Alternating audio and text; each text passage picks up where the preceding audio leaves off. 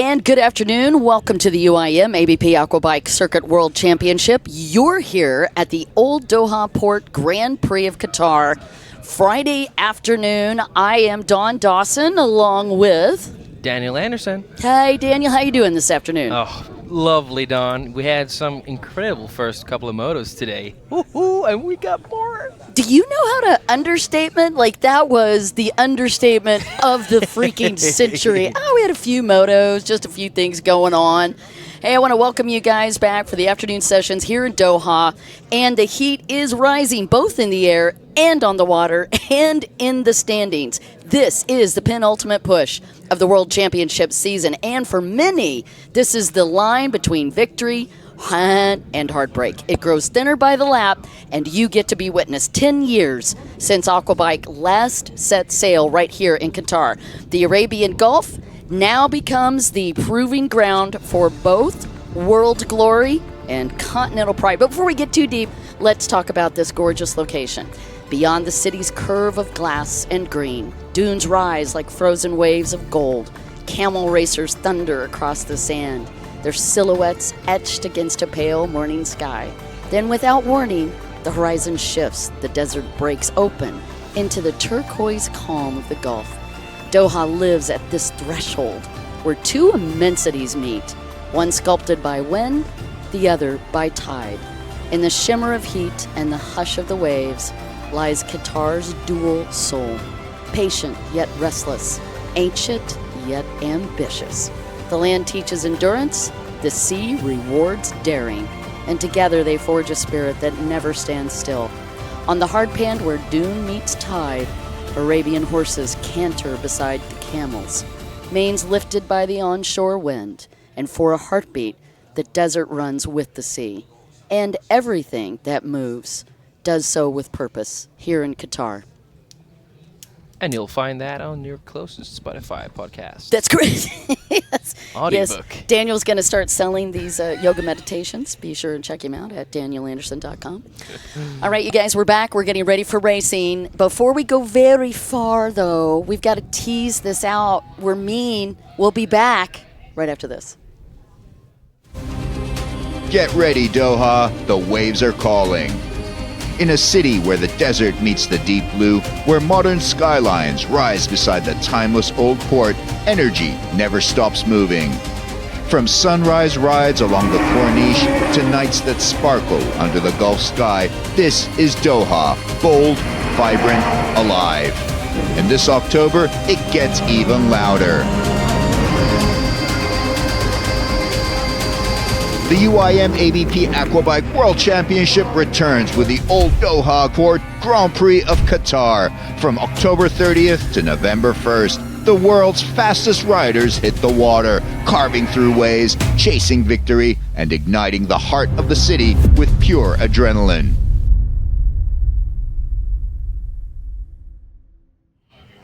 We're here once again at the UIM-ABP Aquabike Circuit World Championship, Old Doha Port Grand Prix of Qatar, Friday, October 31st. Boo! It is a spooky set of motos today. That's right, I snuck it in for Halloween. Let's talk a little bit about the summary of Moto1. That battle for the whole shot, well, Daniel Battle lost his mind. It started early with Estelle Perret poised to take the whole shot until Benedicte Drange stole it from the inside, taking the whole shot in the second best lap time of the race, a 1:4:05. Benedicte then led for 3 laps until a mechanical problem took her out, fuel pump. Daniel's got some insight on it, and then Estelle took the lead, but it was not comfortable. Behind her was young Italian phenom Naomi Bonini, who challenged Estelle with just over 1 second between the two of them. Yasmin Ypres following Bonini throughout the race. We came very close to stealing second, but was thwarted by Naomi's defensive game. Game on is the name of that game. On the last lap, Yasmin pulled the fastest lap time of the race with a 1:40.3. Virginia Morales unfortunately got issued with penalties for missing the Joker laps. I think Daniel's got some insights on that. Here's the results. Estelle Perret with the win, Naomi Bonini second, Yasmin Ypres in third, Jessica Chanvon fourth, River Varner in fifth. Daniel? Wow. Wow, that was a mouthful. It was a lot. No, firstly, I want to bring up maybe one of the penalties that was given twice, actually. Is that Virginia? Tough one from Virginia, who actually didn't complete her runs in these joker lanes, which you have to complete twice on both of these split sections, which she couldn't. She didn't actually. She only managed to complete the one split section through the whole race. So she actually didn't cross off those through necessary laps in the other split section. All right, here's your lineup as we get ready to go for Moto2. Estelle Perret with the pole. Naomi Bonini is going to line up right next to her. Yasmin Epraus in third. Jessica Chavon in fourth. And as I mentioned, River Varner will go to that first grid. Virginia Morales, once again, will have that pole position on the second set of buoys. Sophie Borgstrom right next to her with Janina Johansson. Emmy Garcia and Benedicte Drange, who unfortunately had a fuel pump malfunction. You want to talk a little bit about that? What happened? Well, you saw that she went back down on the back straight here of the track, but she didn't fall. The ski just shut off on her, and broken fuel pump. You can't do much about it. Just pull out the engine, unless you have an external fuel pump. But they had to pull out the engine, and that's a lot of work. We had a good break, but those mechanics had a lot of work to do in between there. So, but she's back in the water now. That's good. That's the biggest part of this, and she didn't have a big break. There you're watching Benedicte Drange. This is your Parade of Nations. Hi, hi. Hey, hi. We got multiple countries, as you know, represented out there, including Sweden and Estonia with Yasmin Epraus, who had a little bit of a whoop-de-doo action. Mm-hmm. She and both she and Jessica and also Sophie Borgstrom all had a little whoop-de-doo in the very start of the moto. Yasmin went down slightly, but managed to recover very quickly and secured a very decent position in the start. And that was pretty lucky because she barely held on to the ski. We could see that very far to the left on the screen, beginning of the start there. She even called it a Superman. Yeah, she even said it with her own words. It's like, how did you hold on to that? I don't know, but I did. I popped back up. Yeah. What a phenomenal rider. You're just looking at that boat 64, the one we were talking about. Yasmin Epraus. And everybody's going to drop their flags back off. I just want to know another thing regarding Virginia's penalties. Okay. Because we haven't really spoken too much about what happens if you don't take all these, if you don't take these 2 laps in every split section. What these happens? Joker lanes. You'll get a 30-second penalty for each split you haven't taken. Ouch. So she didn't. She failed to take one of the splits both times. Basically, she only ran the one split section through the whole race. Okay. So that's a double error. Owie. So she's set back 1 minute, a whole minute from that moto. Now, that's a new rule for us for 2025, correct? Yes, this is a new one, and we had it in Italy. And we had it in Indonesia, which was the first time we had it. And surprisingly, we didn't actually see any penalties there. But now we have our first penalty. Not that it's the milestone. It's got to suck for these riders to get that 1 minute penalty, but it just shows you, it gives you something extra to think about, what you already have enough to think about, no? Particularly on this last series of motos, Daniel, where the pressure's really starting to lift. Points are very close between these guys, and you've got to imagine it's hard to be thinking of everything. Stay on the boat, get the hole shot or be close, chase the people in front of you, defend the people behind you, and on top of that, you got to take each split 2 times or you're going to get docked. Don't fall. Don't miss a split. Don't miss a split. Yeah. Now we see multiple skis back up in the pontoon. Garcia back up. River is up. Yeah, and they're all for the U.S. They're all trying to hold the ski as long as they can before they put it in the water. I want no water in my boat, just around the boat. You were watching Yasmin Epraus and her team. I think that is her dad holding. And Estelle Perret. Wow, what a story of a young lady that has had tons of injuries the last 24 months, has come back from each one of them stronger and faster. This is going to be a real opportunity for her to take an overall world title. And it is a long time coming for the young lady from France.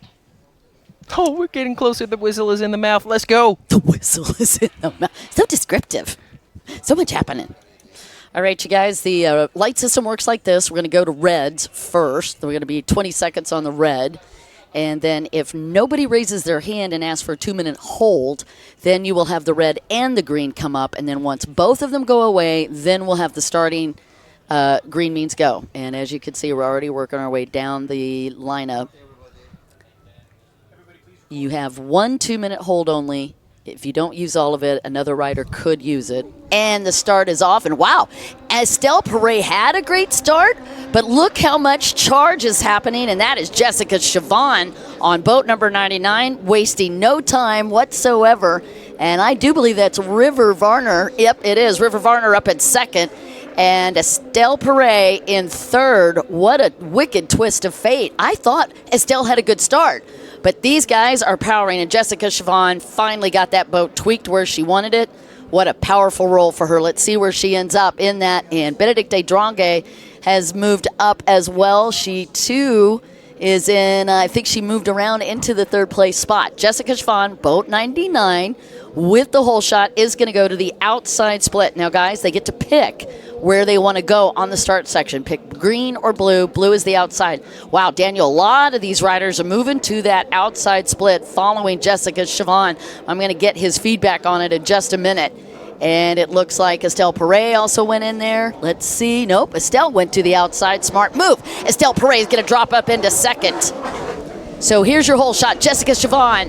Estelle Perret is in second. It's going to be River Varner up in third. Benedicte Drange in fourth. Yasmin Eprouth in fifth. And the rumble from the jungle. Look at Benedicte Drange just like that, getting around River Varner, and she moves up into third. Wow, Benedicte Drange on the hammer. Incredible first lap here. We get a ton of action right off the start, Don. So much happening. What's going on? I'm trying to catch my breath on that one. Naomi Benini's back up in that mix as well. She was at 6, moved up into 4th. Benedicte Drange's moving up. Meanwhile, Jessica Chavon, she's got to feel good with this. She has had so many tough motos. Oh, yeah, definitely. This is a redemption run. She looked so focused coming into the riders meeting this morning. Every morning before the race, we have a big riders briefing, and there was just some kind of glow happening over in Team Chavon, and she has exploded onto this track this afternoon. I mean, she didn't look too comfortable and ready for the first moto, but this is where we have seen her. This is where we want to see her back at it. And, you know, that Jessica, she has been up here and been dominating before, and maybe we'll hope to see that again now. I certainly do. She certainly has been working towards it. She's 2-time world champion, a European champion, and a 2-time French champion. She's insane, but she's got a lot of pressure. This is probably one of the most packed fields of top talent we've seen in so many years. Great to see this many riders. Yasmin Eprouth is putting some pressure, and Benedicte is up in second. So we've got Jessica Chavon coming through. Daniel's watching very close from the inside, and that's because Estelle Perret is pushing the young lady, Benedicte Drange. Estelle Perret has moved up into third. River Varner dropping back a wee smidge, but still a good start for River Varner as well. Started out in second, still in fourth. And she's in a tight field of very, very fast women. Jessica Chavon with a 1:4.63. Fastest time on that first lap, though, Daniel? Your buddy, wow, to Norway, 1:42.7. That's Benedicte Drange. Yeah, man. I mean, definitely she's on a redemption run, considering she broke down in Moto2, Moto1. And look how great she rides now. And she also didn't have a very good start. She was like, what, 5th or out of the start, but she passed Warner, and when she passed Estelle now on this lap and got the second, already charging Jessica. So from 5th to 2nd for Benedicte Drange, and that 1:4.27 says it all. And she's on OPP, guys. That's not her regular boat. So pretty impressive that she is riding this well. Estelle Perret is still comfortable in the overall points, even if she ends up in third on this one, and we've got a battle between first and second. You can see Daniel. I wish you guys had a camera on him. He's so much fun to watch. He's actually talking. Look how much closer. Look how much closer. Benedicte Drange is gaining. They were Jessica. so close, and now Jessica went to the inside split, and Benedicte goes to the outside split. I think this one, guys, is gonna be close. Okay, well, you guys heard it from an expert. He knows what he's talking about. Jessica Chavon goes to the inside. And as you can see, the riders working at the top of the screen on the outside, that includes Yasmin Epraus, who has dropped back to 5th. That is unusual. But she doesn't have the boat combination that she's happy with yet. Ooh, that is so close between Benedicte Drange, and she does push her way around Jessica Siobhan. Oh, almost Jessica losing her feet there. Jessica Siobhan loses her lead to Benedicte Drange. Team Norway in the house. Well, we have talked about Benedicte all year long. What a great ride. Yes, nice. sir? We also see Benini passing River there on right in front of us here. Yasmin struggling to get by River as well. But man, what riding from Benedicte. She had no time like sitting back there. She was like, all right, we got to get past this line. We have been watching the transition of Benedicte Drange for about 2 years now, but it unfolded beautifully in Italy with her first Grand Prix championship. Being able to come into that momentum into this round definitely helped the young lady from Norway. You're watching Yasmin Epraus as she continues to hunt. She's in 6th place trying to get around River Varner. Yeah, we can see almost River's rear there in the same frame. Look how close Yasmin is coming on the outside of River here. Yeah, she's picking lines now, Jasmine. And she's hunting. And River Varner, this is her first season on the Aquabike Tour, and she is a great rider, but she's got a little seasoning to do. Yes, I see it, as Yasmin Epraus sweeps her from the outside, setting her up on that turn. And then she locks and loads as she took her right hand. I thought that was going to be a left-hand turn that she was setting up for. Oh, no, great pass there for Yasmin. They went on the back straight there and had a drag race all the way down to the end of it. Beautiful run. And then Yasmin does go to the inside split.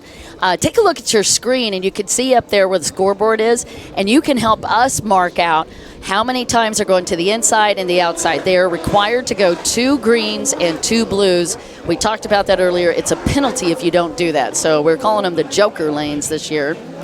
There's your race leader, boat number 66, Benedicte Drange. And O-M to the G. Her last lap was a 1:48. That was the answer to Jessica Siobhan 1:50. Estelle Perret had a 1:49. Naomi Benini with a 1:50. Yasmin Epraus with a 1:49. Somebody that we need to watch. She was all the way back in 9th and now in 6th, and that's Emmy Garcia. She's on boat number 2, and her last lap was a 1:47. And it's a tough time for River Warner there because Emmy, she got passed up by both Jasmine and Emmy Garcia now. Emmy passing her in the split section, making a charge for it as well. Yasmin has some ground to catch up, but closing in on Benini as well. Unbelievable run from Emmy Garcia, but also got a big shout out for Benedicte Drange. Estelle Perret is riding a solid race. She's doing exactly what she needs to do, Daniel. She came into this with 129 points. With the win in Moto number 1, she nailed down 25 more. She's starting to build a little cushion. Oh, yeah. She's just got to play the long game. Yeah, I think she shouldn't be risking any biscuits here, you know, like just keep calm and collected. And now they have a very nice distance back to Jasmine and also Benini, so I wouldn't push too much. That could possibly create a fumble. Don't fumble. Don't fumble. This ain't the time. But for sure, this composure for the young woman that you were watching in the lead, boat 66, Benedicte Drange. But we're probably going to see a pass anyway from Estelle here, coming very fast. Talk about it. Sure enough, Estelle Perret came from the outside, just shut the door on Jessica Siobhan. Nice setup. And you know what's funny about that? Daniel saw that unfolding at the top of the split section. Estelle Perret moved her way through there and just locked the door on that outside split. Nice move. Yasmin trying to catch up this top 3 field. But she has a party from the back there, Benini catching up as well. Yeah, Naomi Benini running in 5th. She's trying to hold off Emmy Garcia. But Naomi Benini was stellar in Moto number 1. She looks solid here as well. Yeah, look at Jasmine going here, but little does she know that Benini is coming in hot. But Also, we might have some extra attendances to the party, which is Emmy Garcia. Extra attendees. I'm sorry, were you invited? All right, you guys, again, your race leader, Benedicte Drange with a 1:47. Her last lap was a 1:48. Her fastest time was a 1:42, and that's the best time we've seen today in the ladies division in this second moto. Well done for her, and she had to pass her way up here to get to it. By far. Yeah, she looks spectacular. And this also, to your point, how do you handle that when you have such a massive breakdown? She was leading in the first moto. Fuel pump went out on her on that back stretch. How do you shake all that off, Daniel? You know, maybe this is where Benedicte have been developing the most, because she was sometimes in the earlier stages of her career her own enemy. Like, she could dig down and like think about all the bad stuff. But now she's really grasped onto a better way, and like if she gets some resistance, she just charges through it now. It looks way better for her in the water.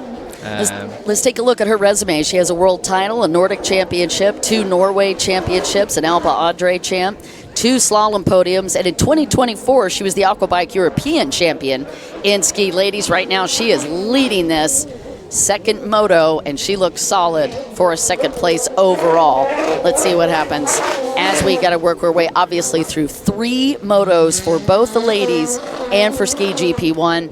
And of course, you're going to see Runabout GP1 come out today as well. They only have 2 motos, one today and one tomorrow. Yeah. Well, we can see now on the left-hand side of the numbers and names here, we have basically all the ladies except one rider done all the split sections. Are you going to call a rider out? Janina is yet to have complete. You did it. Yeah, she needs to take the one blue split once again. All right, you're watching on the screen Naomi Bonini, the young lady from Italy that we've been talking about. Her and her brother both race here. You're going to see him in just a minute in Ski GP1. She is a student, and that boat is built by STE Racing. And a young lady that listens to Italian pop when she's not rocking it on a racetrack. Right now she's up in 5th. Her fastest time was a 1:49. Right now, her last lap, a 1:54. Very consistent rider. Definitely somebody we're going to be watching. She's on a different hull than her brother, though. They were, in earlier years, they were sharing boat. But now she has this fast boat, and also her brother has now an Hyperion boat. Very cool boat. Interesting that she stayed with the fast power sport boat, and it certainly fits her riding style. Yeah, also like Benini, Matteo, that is. He's the only rider in this field to have a Hyperion, which is cool. Love to have more boats, more hulls. More hulls is always better. Yeah. And you're watching the far left-hand side of this track, and there is boat number 99, Jessica Siobhan, the young lady with the hole shot. She's still running very consistently, a 1:51 average, answering Estelle Perret's 1:47 and Benedicte Drange's 1:47. Yeah, Jessica kind of lost the grip on Estelle there, Estelle going away, but she has competition now from Jasmine, who is really caught on to Jessica here. You can see now that Yasmin is in the same frame as Jessica. So we'll very likely see an attack after this back straight and into the split section. Yeah, you definitely don't want to have this young lady behind you. That is Yasmin Praus, boat number 64 out of Estonia. She is fiercely fit. And again, I don't know very many people that would Superman like she did in Moto number 1 and recover. Talk to me. Very pretty lines there from Yasmin, cutting the inside of the Jessica tracks there, and you can see how she closes up on the back straight. Now they're going to pick split sections. Let's see where she goes. Jessica goes to the blue, and Yasmin goes to the green. Woo-hoo-hoo. Somebody's happy. All right, you can also see the course marshals there on the basically right in the middle of the track. They're watching to make sure that the riders do not miss buoys.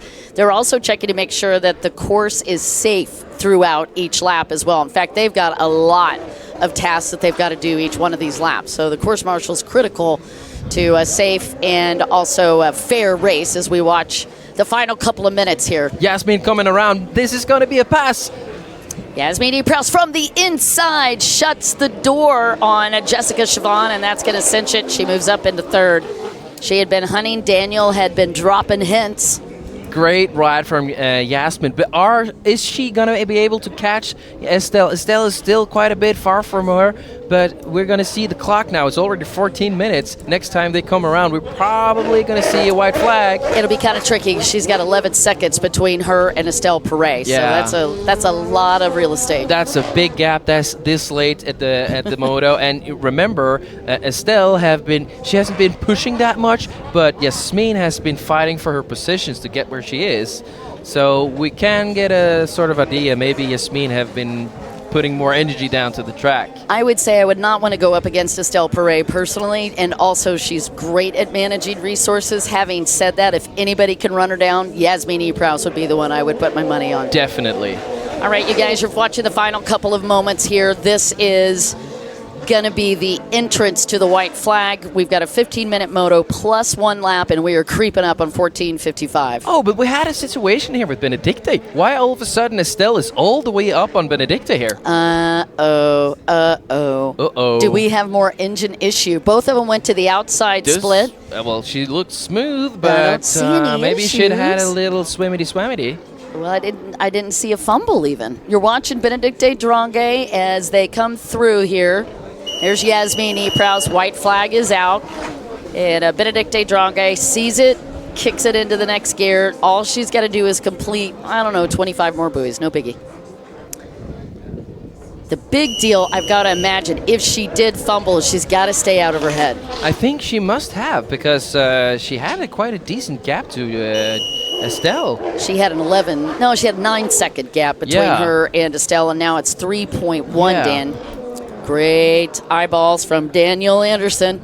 But she looks kind of tired, though, I'm not going to lie. What? I'd heard nothing. I am in denial. All right, we're watching Benedicte Drange. Again, this is the white lap. Estelle Prix second. Yasmin-ABP after a fantastic charge from 6th to 3rd. Jessica Chavon in 4th. Naomi Bonini in 5th. And Benedicte just got to focus. She stayed on it. She's doing what she needs to do. I saw a minor step out of that crouch, Daniel. But to me, she's still riding like a little demon. Like a little demon. Like a little demon. But in Benedicte's defense, Estelle actually extended her lead for Jasmine, so definitely Estelle looks like she punched on the throttle. Here's the thing with Estelle. She can stay where she is. She's got a great position as Benedicte Drange works the outside split. I will say she nose-stabbed that 3rd buoy. Not going to affect her so far, but those are the little hiccups that can put the fear of you.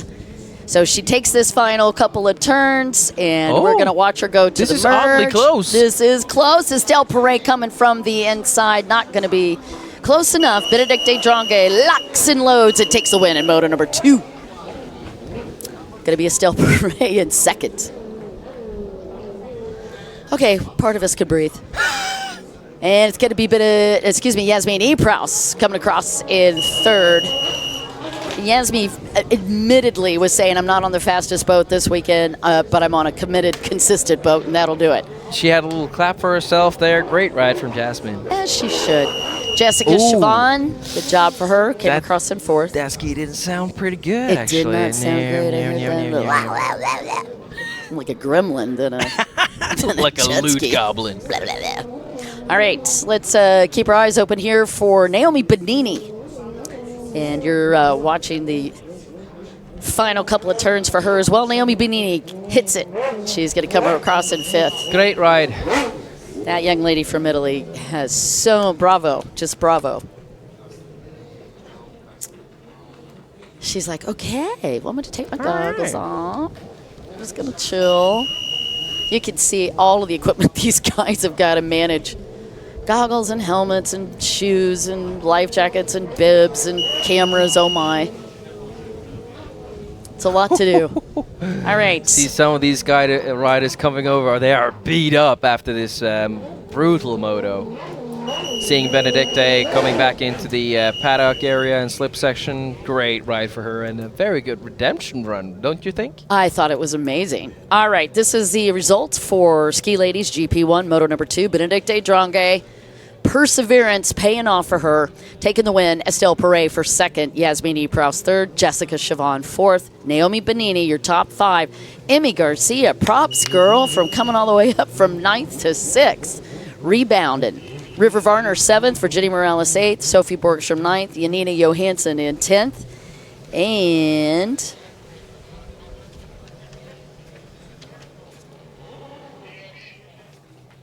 all right, you guys, I tell you what, we have a very special little thing for you, and normally we just take a break, but instead what we're going to do is we're going to key up one of the cool interviews. We want to give you back in the paddocks, get an opportunity to hang out with everybody. We'll be right back.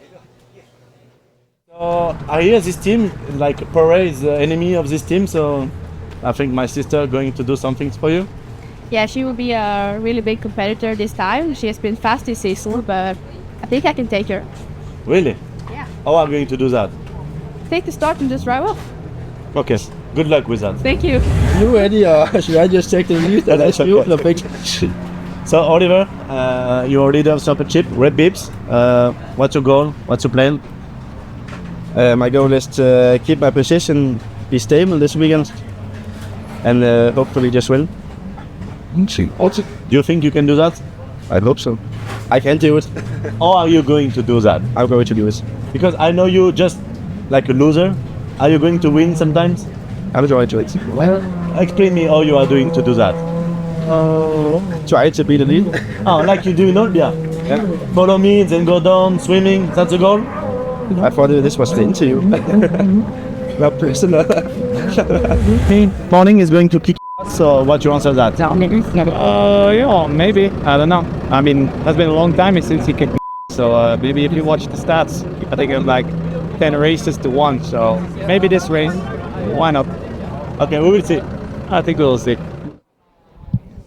Great interviews. Welcome back to the UIM-ABP Aquabike Circuit World Championship Live. We're here at Old Doha Port, Grand Prix of Qatar. And happy Halloween for those of you who enjoy that holiday. We got some spooky results from Moto1 for you. Quentin Bosch with the whole shot in ski GP1 and the best lap time of a 1:3.21.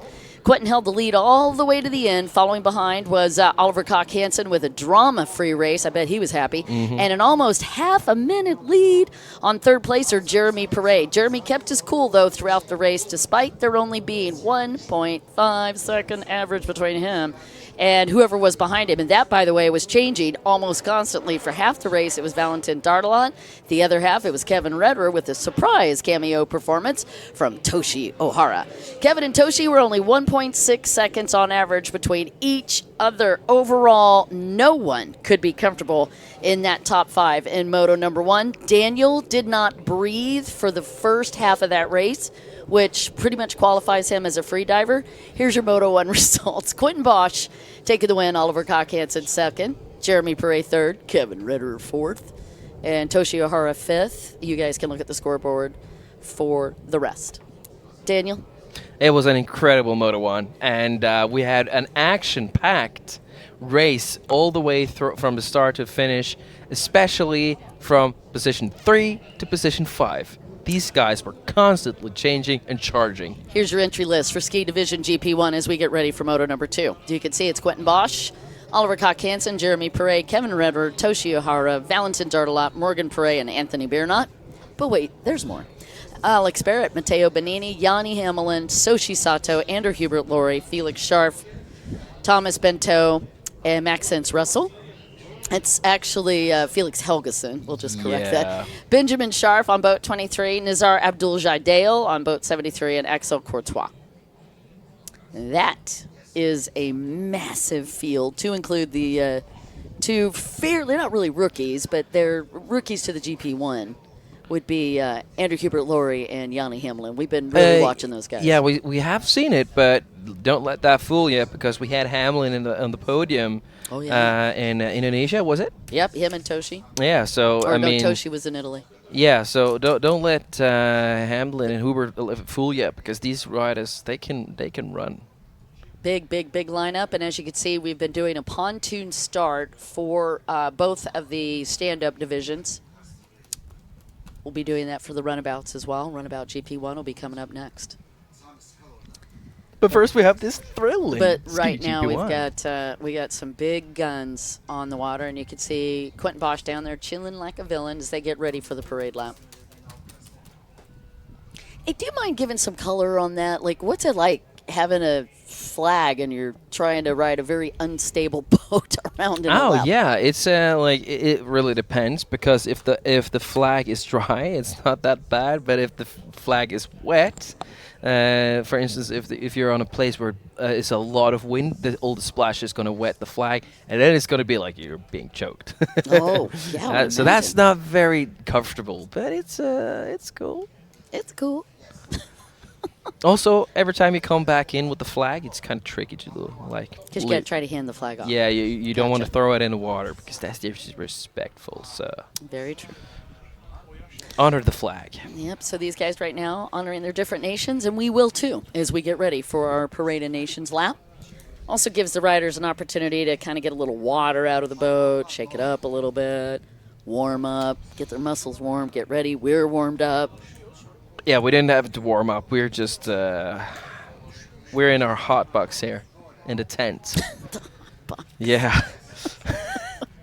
I mean, my muscles are warm. I'm just sitting down. It's very hot here. For a Scandinavian, that is. So true.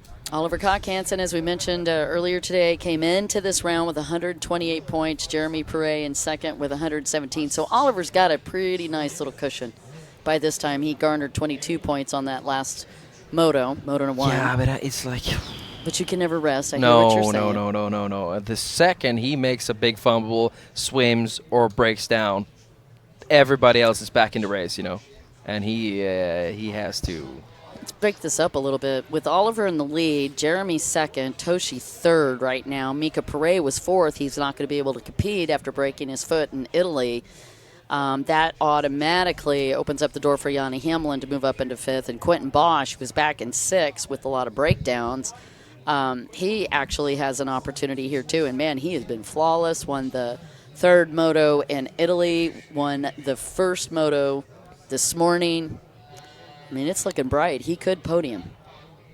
I mean, it's a long shot. It's a very long shot, because there's a lot of riders that can't collect any more points. Not going to be a dick here, but it's... Did you see how I was provocative? I totally threw that at Daniel to see what he'd do. Nope, not in this Denied, courtyard. Dawson. Denied.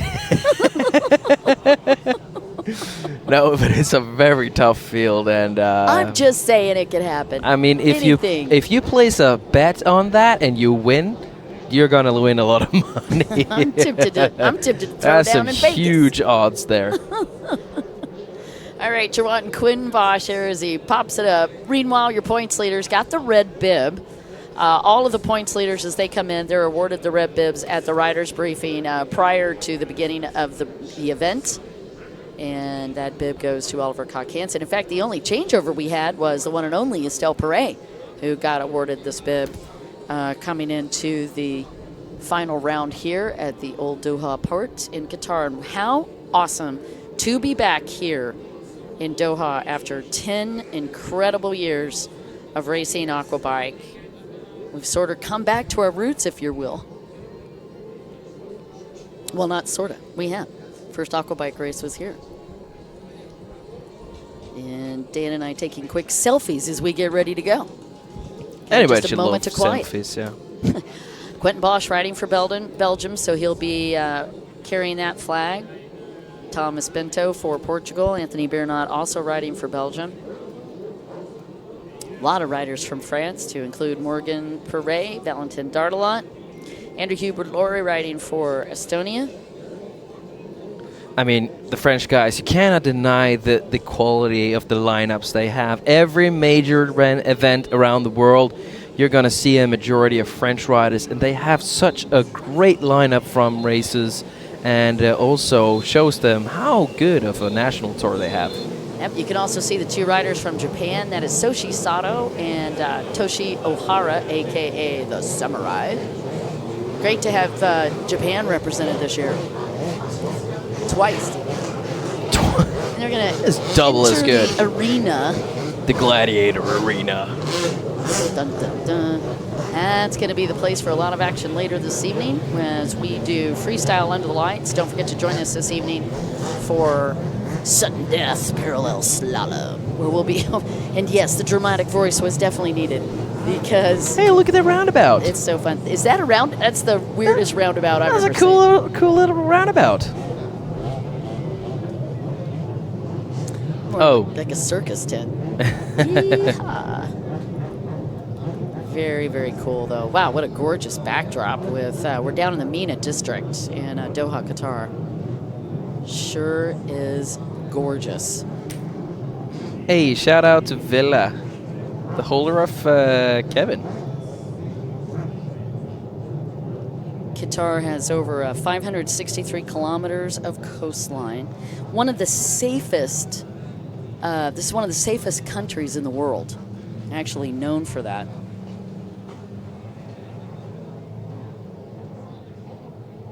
Population just a little over 2.5 million.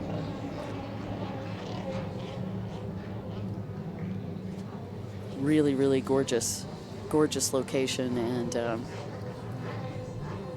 has certainly come a long way, this country. Hosting the 22 FIFA World Cup. Yeah, we can actually see one of the stadiums in the very back shots sometimes when we have the footage there. Oh, that's right. You pointed that out earlier, Yeah, which is yeah. pretty wicked. I think it's cool. I'm a football fan, so. Great fans lining up along the wall here as we are just about to get underway. And we certainly have put on a epic show. Parade Brothers in the screen. There's Jeremy getting locked and loaded. There's Toshi Ahara on boat 37, and of course Quentin Bosch on the big QB1. Cool looking handle pole. I'm just like the whole color scheme on that boat. It's pretty wicked.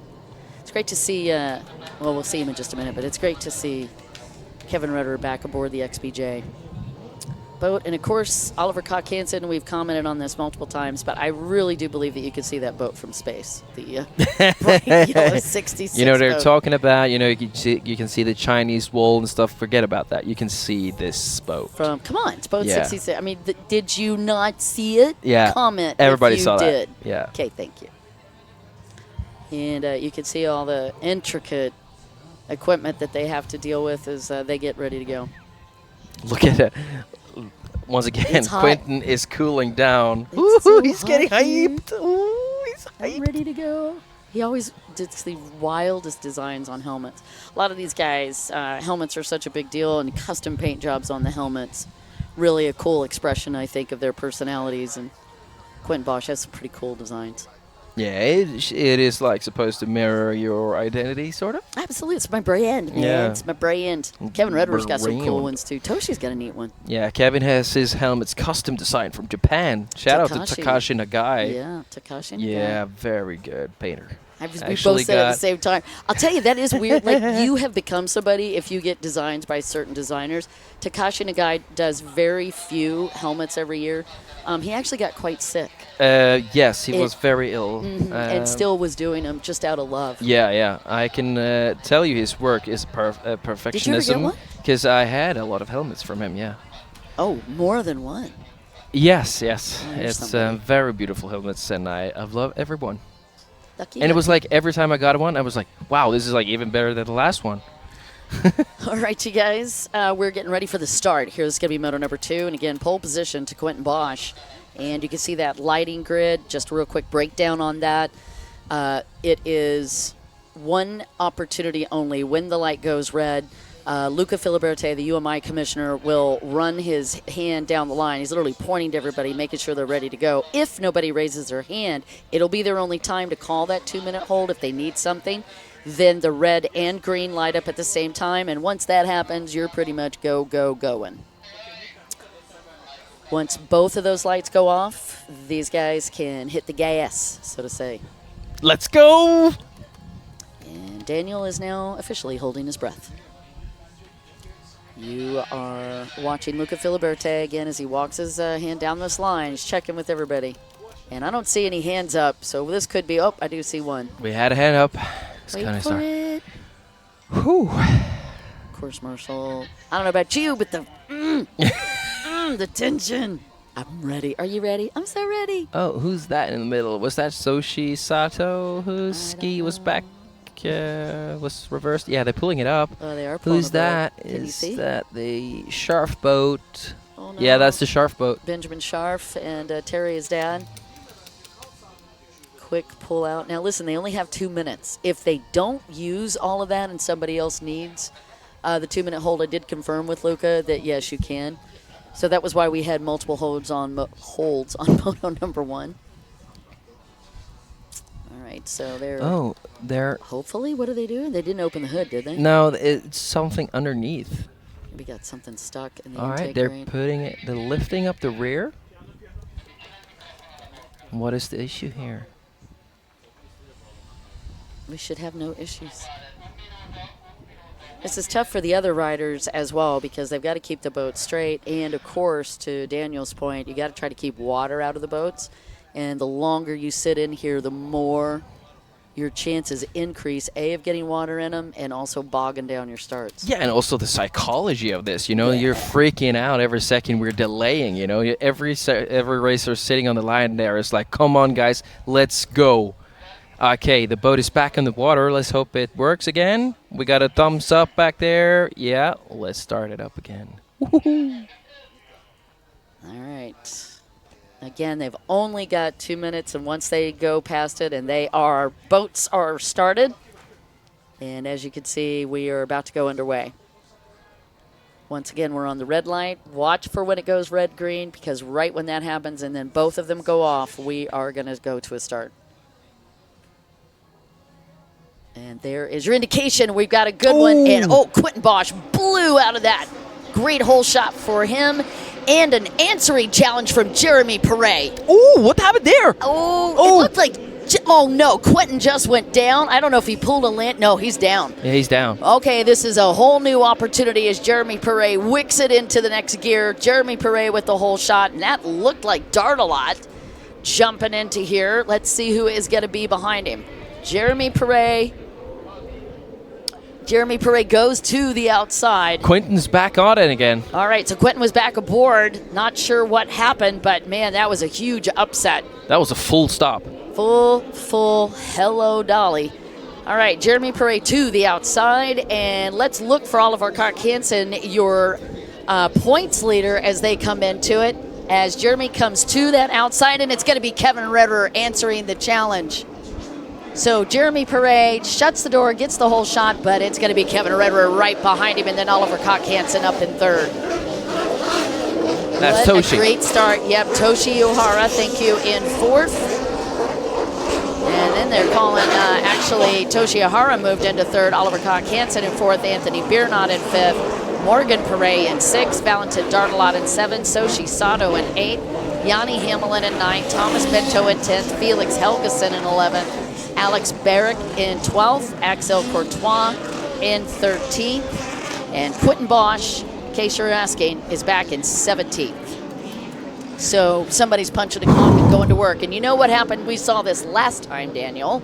Oh, and already Quentin Bosch is underway and moving around. Yeah, he's moved right past Axel Courtois. Oh, he's passing Maxence. Also, that's Benini he's working at the moment. Yeah. He's already pushing back up into, oh my goodness, he was in 18th and he's back up into 15th. Well, he got passed by Maxence again, but now back up in front of Maxence again. All right, so he's back around Maxence Russell.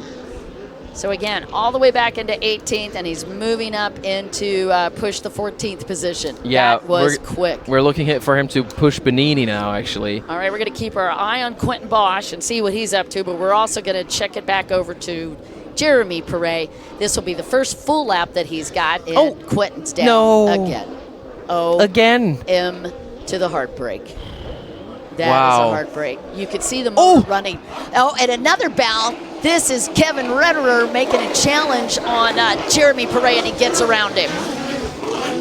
Also, seeing Oliver Cock-Hansen, a very, very tight fight with Toshi Ohara.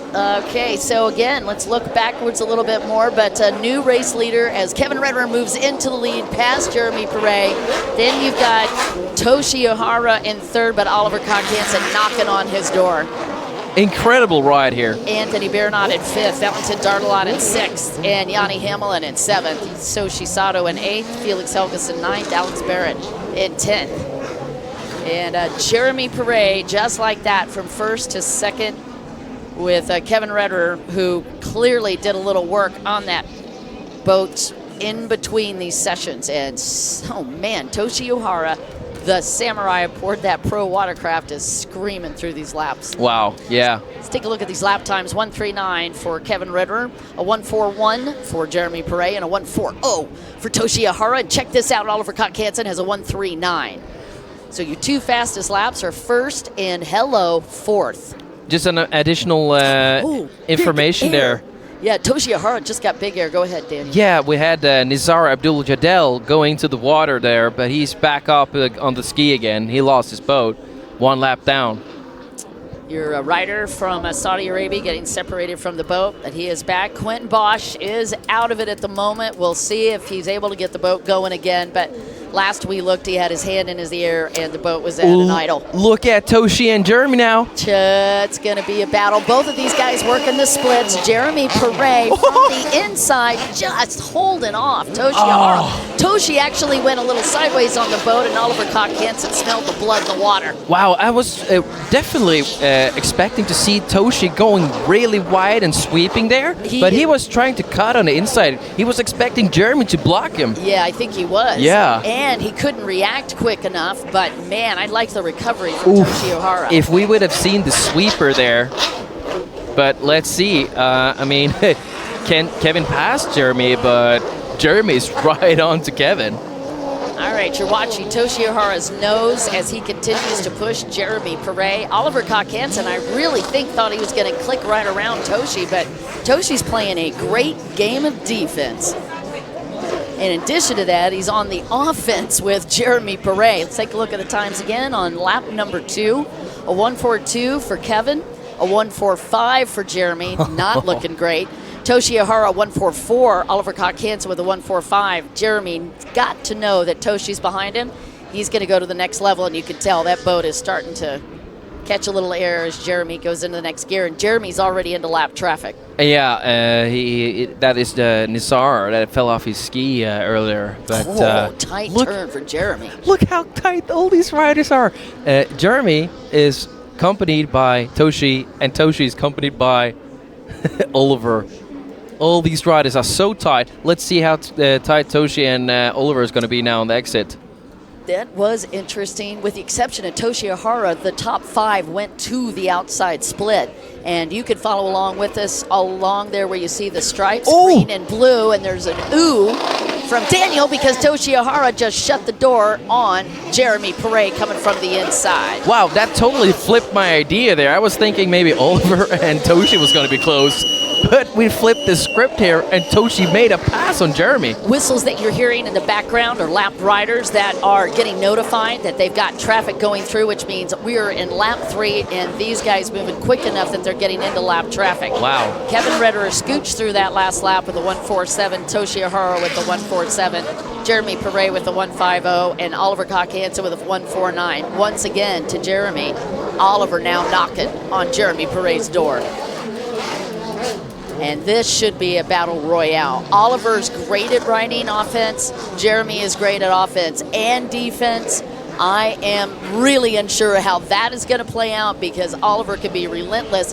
Here's the thing, guys. Oliver can stay where he's at right now. He's not going to lose any points or lose the lead. At this point, it's all about the hunger. Oh, he yeah. wants to run him down. And we saw he got way too eager in Italy going for that last position that wouldn't give him any championship points. But let's hope he learned from that. We definitely saw that in the last moto where he just kept his composure, didn't charge anything. He had a good space backwards on the track. He didn't have to pass Quentin.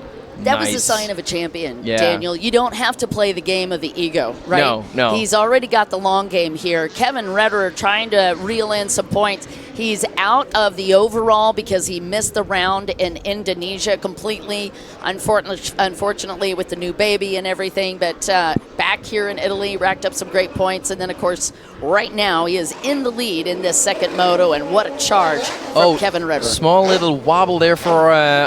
we have Oliver coming behind. Jeremy Prix came from the inside thinking that with Toshi passing him on the inside it would be faster. Oliver Kock-Hansen just took the myth out. Oh my gosh, Jeremy went down and that was just enough for Oliver Kock-Hansen to scooch around him. Big fumble by Jeremy there.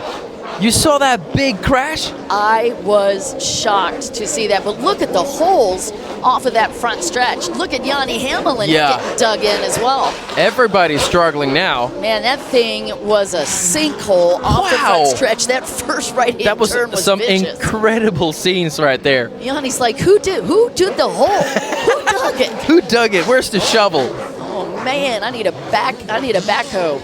Yeah, definitely Jeremy felt that one. Ouch. That was a punch to the face. That was Nazar Abdul-Jaidea also trying to survive the sinkhole. Meanwhile, no dramas for this llama. That is boat 66.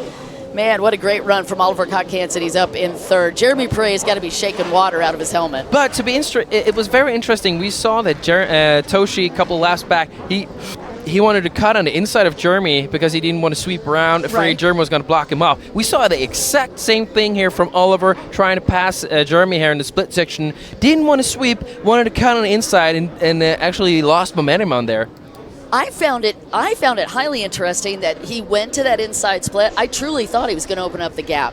And then when Oliver came around that front, it was like, whoa, you're close. And I think Jeremy just realized it as well.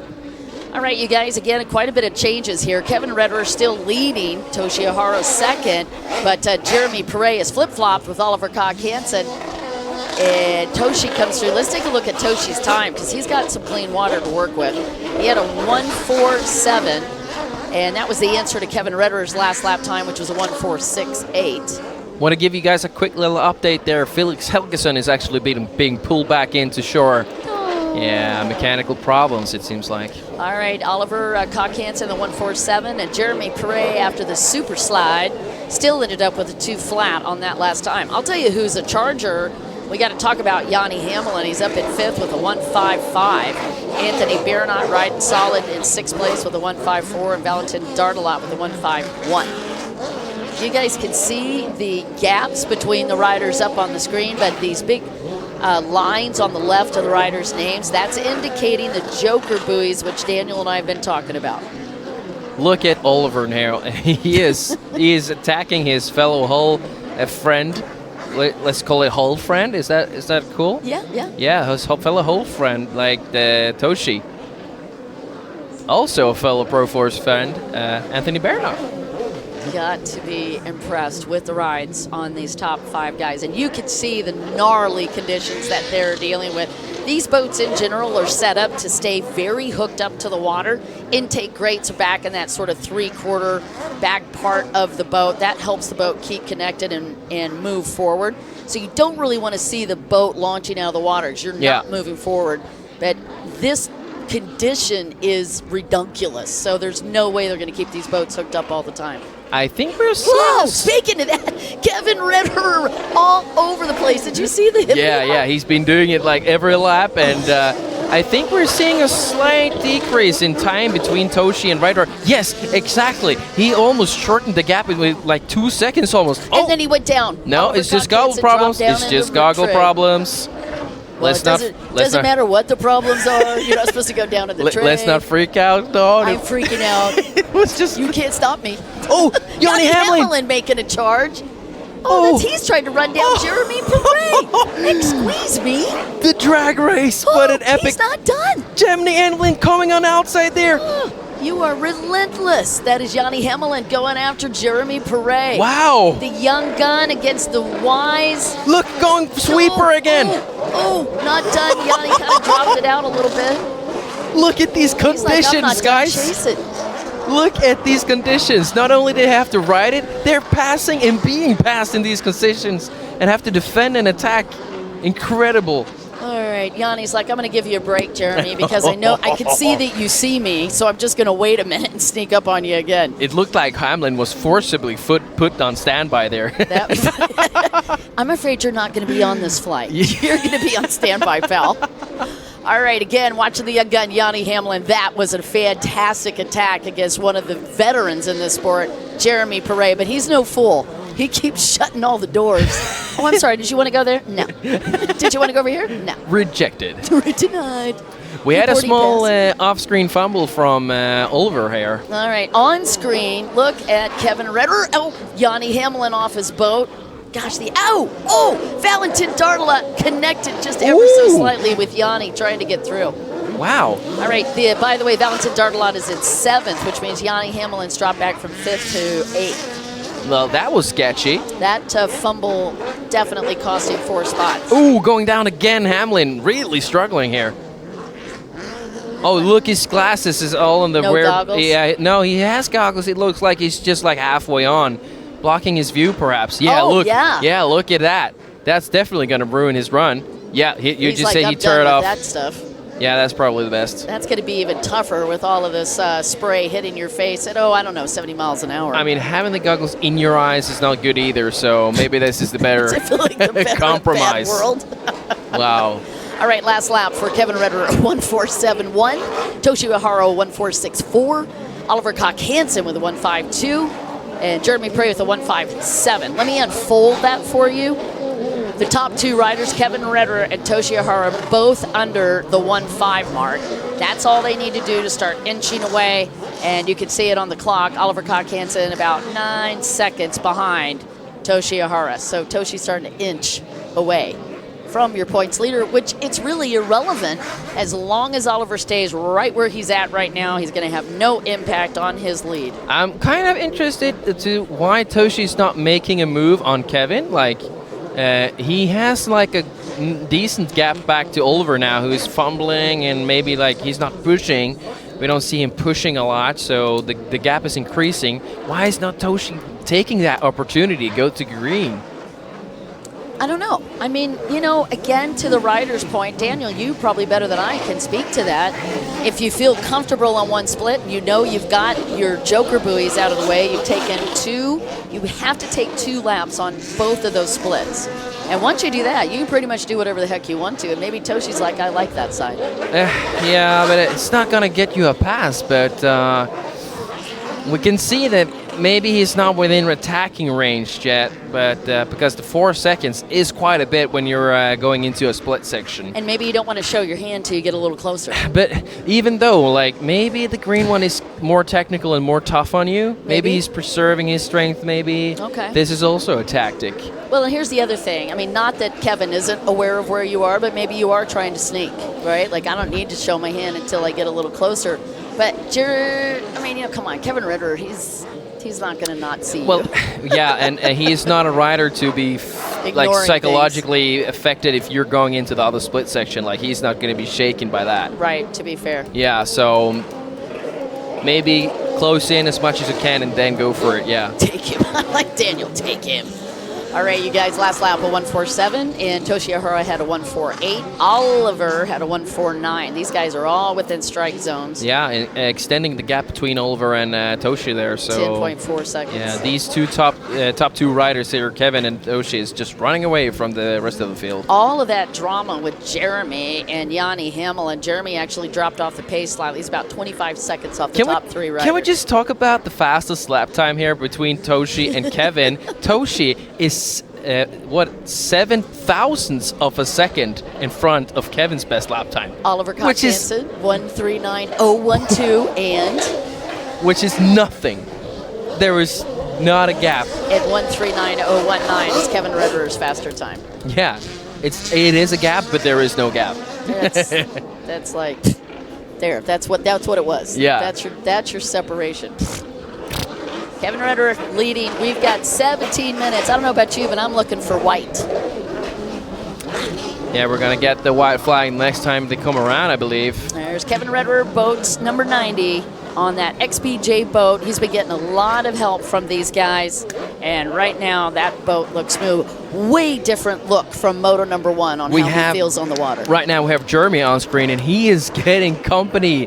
He's not done yet. He's got Valentin coming from the rear together with Benjamin Scharf. They want in on the party. And that would be a tough one to hold off. Valentin on the Spectrum boat that he designed and built, and these guys about to pick a split. And you're looking at an up-close shot of that really cool 8-ball and the Spectrum. Imagine Jeremy has already been in massive fights with Oliver, Toshi, and Kevin, and now Johnny Hamlin was a massive fight. He also now got a hold of Valentin. Can't you just, if you were Jeremy, could you just be like, could everybody just back off? Can you just leave me alone? Just give me my personal space, man. Wow, just back off, guys. Just back up. Hit the brakes. Oh my goodness. This is a beautiful moto as we get ready. See what I did there? As we get ready for the white flag. What an astounding moto as we recap this with the whole shot from Quentin Bosch, and then it went awry. Meanwhile, Toshi Ihara just cruising for the bruisins. Yeah, it looks like he is giving up that chase for Kevin Rederer, but they're now going into the final lap. Yep, white flag is up for Kevin Rederer. Last lap was a 1:46. Toshi Ihara with a 1:49. Solid ride for both Toshi and Kevin, charging from the rear, or not the rear, but they've been charging their way up to that position. Yeah, moving through the pack like that is super impressive. I got to say, Yanni Hamlin, hello. You definitely knocked on the door of major greatness. You know the Heart of the Tiger, like that song? Eye of the Tiger? I think that, yeah, Eye of the Tiger. I think that song is like, this was Hamlin's riding this moto. He was fighting like a tiger. He was. Brilliant, brilliant ride. Speaking of brilliant rides, you're watching one now. That is Kevin Rederer. You can see the Knauf sticker on the side, one of the big sponsors for him. Off screen right now, we have Valentin Dartala passing by Jeremy Poiré. All right, so Valentin did get around Jeremy Poiré, and you can see that playing out on the screen. Yeah. Valentin up in 4th, Poiré 5th. Now Benjamin Scharf's got a moment to see if he can run down Jeremy Poiré on this final lap. Meanwhile, Kevin Rederer. Unbelievable run for this guy. He was not in that top group right out of the gate, but he certainly converted quickly. And we're just watching the final couple of turns for him as we get ready for a checkered flag in Moto number 2. He grew up in Austria. He has over a dozen championship titles, multiple podiums, and a new title this year of Papa, which he is most proud of, he said, and getting an opportunity for him just to breathe, grab a moment of glory. Please put your hands together for Kevin Rederer, boat number 90, winner, Moto number 2. Spectacular ride for this gentleman as well. Who goes to pick up the black buoy? It's going to be Toshi Ihara, who will take 2nd place.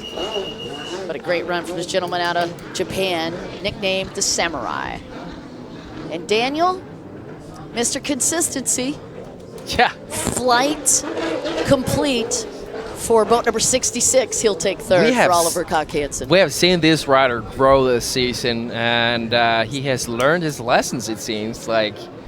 Playing such a smart game. And another rider that I want to address here is a race for the finish there. There was a little bit of a battle. Valentin Dartelat. Oh, Scharf is going to pass Jeremy here on the last lap. Oh, it's a race for the finish. Came from the inside. Daniel called it. That's Benjamin Scharf getting through. I was about to say it right before they came around. Like, Jeremy, look how he has fallen. He was up front, no? He was like just 2nd. appalled. Yeah, he was 2nd. Look at this. Oh, You can feel him. yeah, that's a tough run for Jeremy there. I'm surprised. Very often do you see Jeremy Poiré move backwards, ever. I mean, yeah, but he still had a great run. Like how he held off these riders. Run. Yeah, and like the charge from Hamlin, he just held that off. I was shocked. Yeah. I mean, I know how good Hamlin is. You and I both have talked about him multiple times, but that was next level, like, I went in. It was like Hamlin was fighting for his life, like pass this dude or lose the life. Like he was Brilliant. Charging with everything he had, and he's coming around. You see his goggles is around his neck. He has been trying to endure the rest of this moto. This guy's been through a war. Yeah, and we saw him get beat up bad, you know. He's still riding good, still looking good. You're Yeah. watching Yanni Hamlin. We'll let you know where he ends up as he comes across, but fantastic ride. Applause to this young gentleman. Heck yeah. Wow. He came in 11th. Whew. Well done. All right, you guys, here's results for Ski GP1 Moto number 2. Everybody take a breath, along with Daniel and Don Dawson.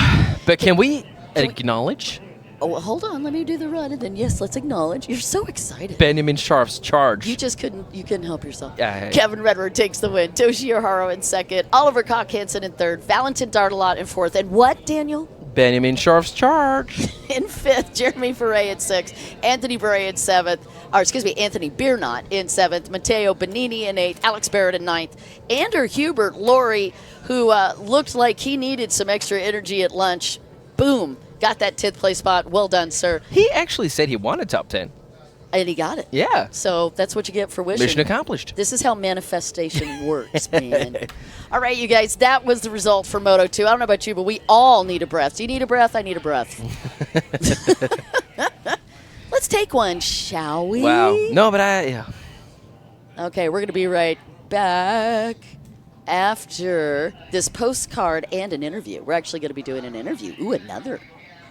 Oh, we lied to you. We're going to do a promo, and then we'll hopefully give you an interview. We'll Sounds be right back. good. Get ready, Doha. The waves are calling. In a city where the desert meets the deep blue, where modern skylines rise beside the timeless old port, energy never stops moving. From sunrise rides along the Corniche to nights that sparkle under the Gulf sky, this is Doha, bold, vibrant, alive. And this October, it gets even louder. The UIM-ABP Aquabike World Championship returns with the Old Doha Port Grand Prix of Qatar from October 30th to November 1st. The world's fastest riders hit the water, carving through waves, chasing victory, and igniting the heart of the city with pure adrenaline.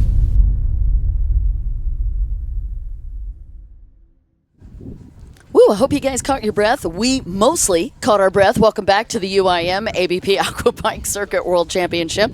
We're here, Old Doha Port Grand Prix of Qatar. After a decade, we finally get to come back and hang out with one of the most gorgeous places on the planet.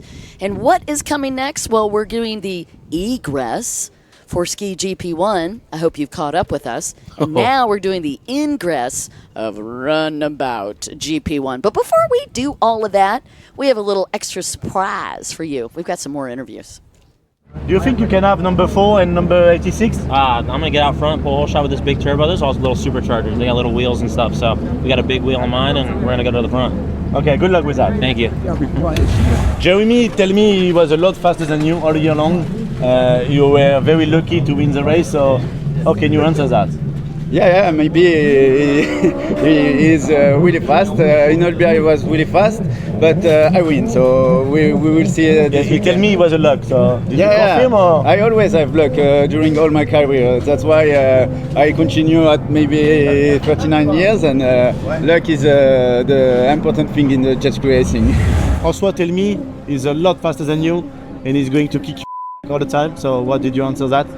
But yeah, it's good you listen him, but maybe it's better you listen me, and yes, I will kick I look in Sardinia, but that time he will see my But he beat you, huh? He beat you? Yeah, but I leave him win. So this race he will see only my Good. My name is Pierre-François. My name is Pierre-François Savelli. I'm living Corse. I'm living Corse. I like Competition. competition. I'm a little bit stupid, but it's okay. It's okay. And French people tell me you have not the level to fight with them. You're over. What do you answer that? Let's go. Let's go see it tomorrow and after tomorrow. Thank you, Joseph. Good luck. So fun to catch up with Mika Perret and the crew back there in the paddock. Welcome back to the UIM-ABP Aquabike Circuit World Championship, the Old Doha Port Grand Prix of Qatar. Happy Halloween to you, and I hope you've been enjoying all the trick-or-treating that we've been doing on the water. Speaking of treats, Benjamin Scharf, just got to say it, from 14th. Dude, 14th all the way up into a top 5 position. Well done, sir. Okay, but we're not done. Why? Because we got some big guns on the water for you. I hope you are ready for the roar of Runabout GP1. Daniel, let's talk about free practice, and let's talk about very exciting pole positions. We had some penalties. We had a lot of penalties yesterday. Oh, yeah. Ahmad Al-Qadari, Rashid Aldawas, Lino Araujo, all of their best laps were canceled due to cutting the course. Whoopsie doopsies. Ahmad Al-Qadari, Khalid Al-Mazmi, 1 lap docked for missing a buoy. Whoopsie doopsie. However, I'll tell you some superstars here that totally didn't get any tricks. This was Yosef Abdul Razak's fastest time of a 1:26.6. Francois Midori answered, but it wasn't quick enough. He's going to end up second today for the first moto. He had a 1:27.0. Jeremy Perez with a 1:27.6 is third.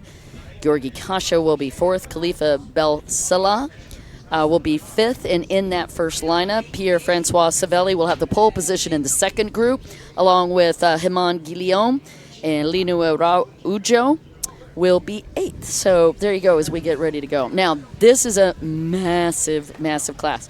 Guys, we've got 23 riders lined up, to include some local products who are stupidly quick.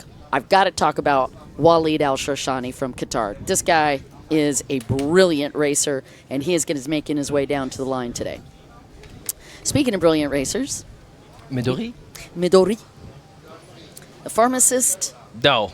and the, yeah. Is he? Yeah. Wait. Okay, we're gonna bust ourselves. The screen turned off, and so we're like, no. Daniel got very upset, but it came back. No dramas. Don't let your screen turn off. It's very important. Don't do it. If you're listening at home. I hope you guys are having a great time. Thank you so much for being with us. This is going to be an amazing race, I think. Looking at the villain chilling. He's a villain now. Okay. Yeah, we're switching up the chilling like a villain. He's now a villain one of like the a chillin'. nicest guys. Talking about Francois Midori, his 3 cute little daughters. Got to see Jeremy Perez's daughters yesterday with Marta. I haven't seen Marta in forever. Marta Sortino, back in the day, used to be a very fast lady racer. Now she's married to Mr. Jeremy, the gentleman you're looking at, and he truly is chilling. He looks like he's napping out there. Look at the aura farming on these guys. The aura farming. Yeah. We're still going there. You actually made fun of me on that in Albeit, but now look at you bringing it up. Speaking of your aura, that's Georgi Kasha also chilling. Man, you can see this guy. It's not his first rodeo. He's not on his seat even. He's like, I'm not going to sit where my seat actually is, so I'm going to be a super badass. Cool. Yeah. Keeping everything cool, Super just badass. relaxing. Looks like the boat's sort of steering itself. Yeah. Nope, wait, little tiny adjustment so I don't hit a buoy. He's got cruise control. This guy is a machine. With lane assist. There's your fastest qualifier yesterday, Yosef Abdul Razak, a.k.a. the Razak Attack. He's used to run this tour very consistently. You can actually see one of the gentlemen that's been helping him, DDR, in the house. DDR's huge performance shop. And help make that boat stupidly quick. So Yosef Abdul Razak also no stranger to the weight. Looks like he too is taking a little suntan moment. All right, the ponies are all circling.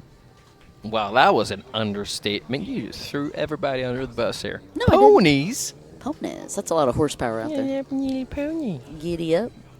Giddy up, man. No, these ponies are on crack and testosterone. These crack and testosterone. I'll tell you what this is. This is a combination of bad decisions that we thank you for. If there is ponies under the hood, I want to know what they get fed. I think I want to drop $120K on a weekend activity. What do you say, babe? Okay, let's do it. It's a pony. It's a different kind of pony. These machines are so cool, but they are tripped out like psycho bunnies. I want to ride one, but I don't want to ride one. You know what I'm saying? I just don't have enough chiropractor friends to fix me because after. I do fear for my life, but Fearful for my life. but another part of me that does not fear for my life wants to ride one. You and I are also both one bad decision away from a hospital visit for sure. All right, we are talking about this because these boats have unique properties to them. Let's unfold a little bit of that before we get underway on the first moto. The first thing about these boats you need to know is stupid amount of acceleration from buoy to buoy. It's not just the top end, which, mind you, is well over 120 miles an hour. In fact, the fastest we've seen a runabout go is 147, and I believe even that was beat this last year, and it went up to 149. So that you're not going to see on the course today. Yeah. But just to give you an idea of just how stupidly quick they are, you were pointing to somebody. I was pointing to Linus we had in the background right there, and he had a black ski. What's that, Don? No, it's actually Samuel's ski. Oh, because he used to have a yellow ski. Yes, Linus's hull cracked up. They fixed it in Indonesia, but it's cracked back up, and they are unable to fix it. And now Samuel, unable to race, Linus was like, I'm taking it. And now he's on property. A felon just stole Leo Hansen's He's boat. the villain. No, felon. Feeling like a villain. Feeling like a... You're still trying to make that work. Okay, you keep working at that. All right, so we've got... Love this guy. We've got Jeremy Perez out here, too. We were talking about the speed of the boats. Here's the other factor. So take a look at how high up that seat is on Jeremy Perez's boat. These seats are customized. The reason that they have these seats up so high, and also even Mario Lamy has a wrap around his thighs. That's completely custom. You can do what you want. It's all to help them lock in. What? No, not just on the straights, because when you turn these boats, they will turn up to 3.5 Gs. And there ain't no... I don't know a thigh on the planet that can hold that, so they get support to help them. Well, okay, maybe their thighs can hold it. These guys can. Okay, I'm gonna retract that. They're doing it for 25 minutes. That hurts just thinking Grueling about it. minutes. It's a whole new add-on to thigh crunchers. All right, so you've got stupid acceleration, crazy acceleration from buoy to buoy, and then on top of that, you got a turn at speeds of 3 Gs like you're in a jet, and that is what you're about to watch unfold on the water. No big deal. No big deal. Oh, I'm sorry. Did I forget to mention how loud these guys are when they take off? You wait for it.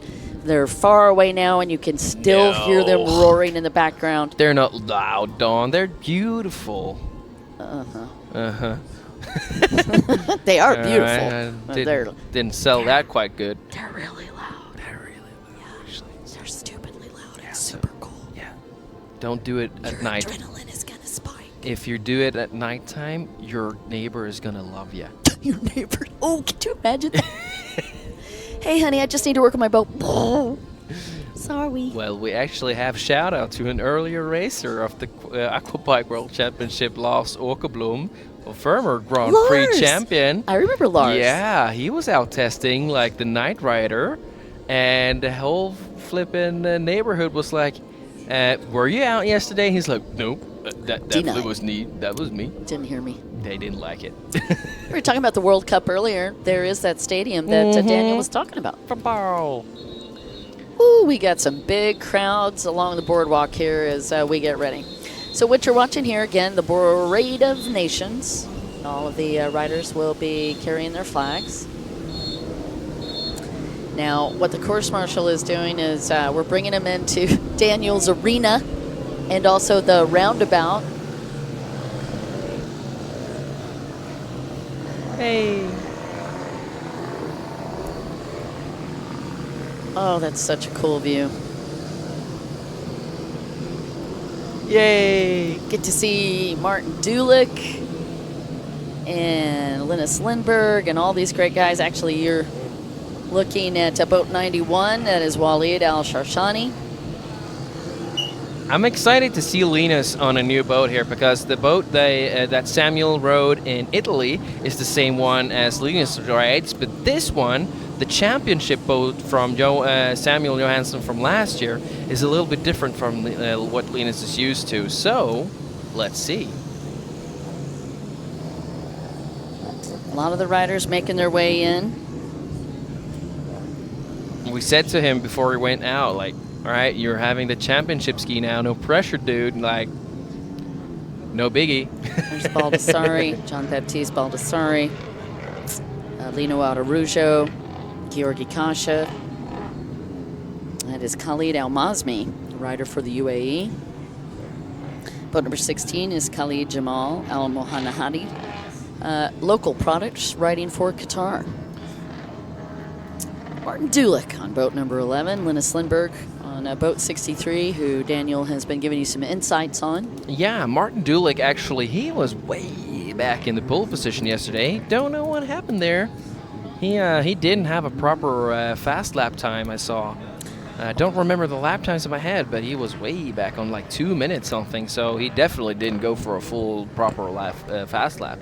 I thought Torrey Snyder was he really wanted to break into the top 10 and get an opportunity for a pole position, but man, he exploded his seat. The little hook that was holding his seat just spun. Did it implode? Melted. Literally melted, and then he was trying to ride without it. Caused even more trauma to the boat. They had to end up having to fiberglass it. That's a tough one. Yeah, it was a little tough break for him. Caught up with Anthony Radatek, who is still suffering from electric gremlins. Yeah, he still is? Yeah. I saw they were working all night yesterday. Yeah, he's had a whole year of electronic issues. Oh, look Nobody at likes how that. well that red jet pilot suit wears together with the red bib. Exactly like Estelle does as well. Red jet pilot He certainly suit, does red accessorize bib. well. Wow, it looks so good together. Red on red. Talking It's about like they're Francois made for Midori. each other. Francois Midori. It's going to be your points leader, but in an unusual twist of fate, Yosef Abdul Razak, this will not be the first time he stole a pole position, will have pole position today. I think also the elephant in the room is Khalifa getting in the 5th position. I think he got the 5th position, did he? He did. Which is very cool because he is a very, very skilled rider, but he hasn't been riding the last couple of years in the Aquabike World Championship, but he knows how to ride. Still. I like that still. Yeah, I mean, he competes like local races in the UAE, but now he's back on the big scenes again. Again, your top 5 in that group are going to be Yosef Abdul Razak, Francois Midori, Jeremy Perez, Georgi Kasha, and Khalifa. This guy Bessela. is so funny. He has the yellow jacket everywhere he goes. But I like it. He's so easy to see.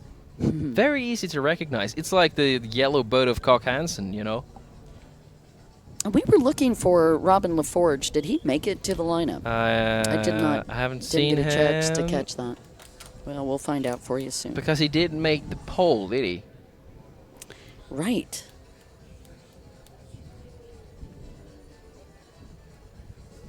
And some cool music in the background as we get Feel the beat. almost ready for Moto1 of Runabout GP1.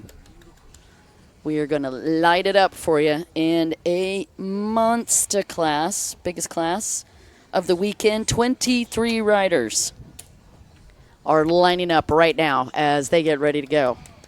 And it's going to sound like Thunderdome in about 2 minutes. Not Fumbledome, but Thunderbone.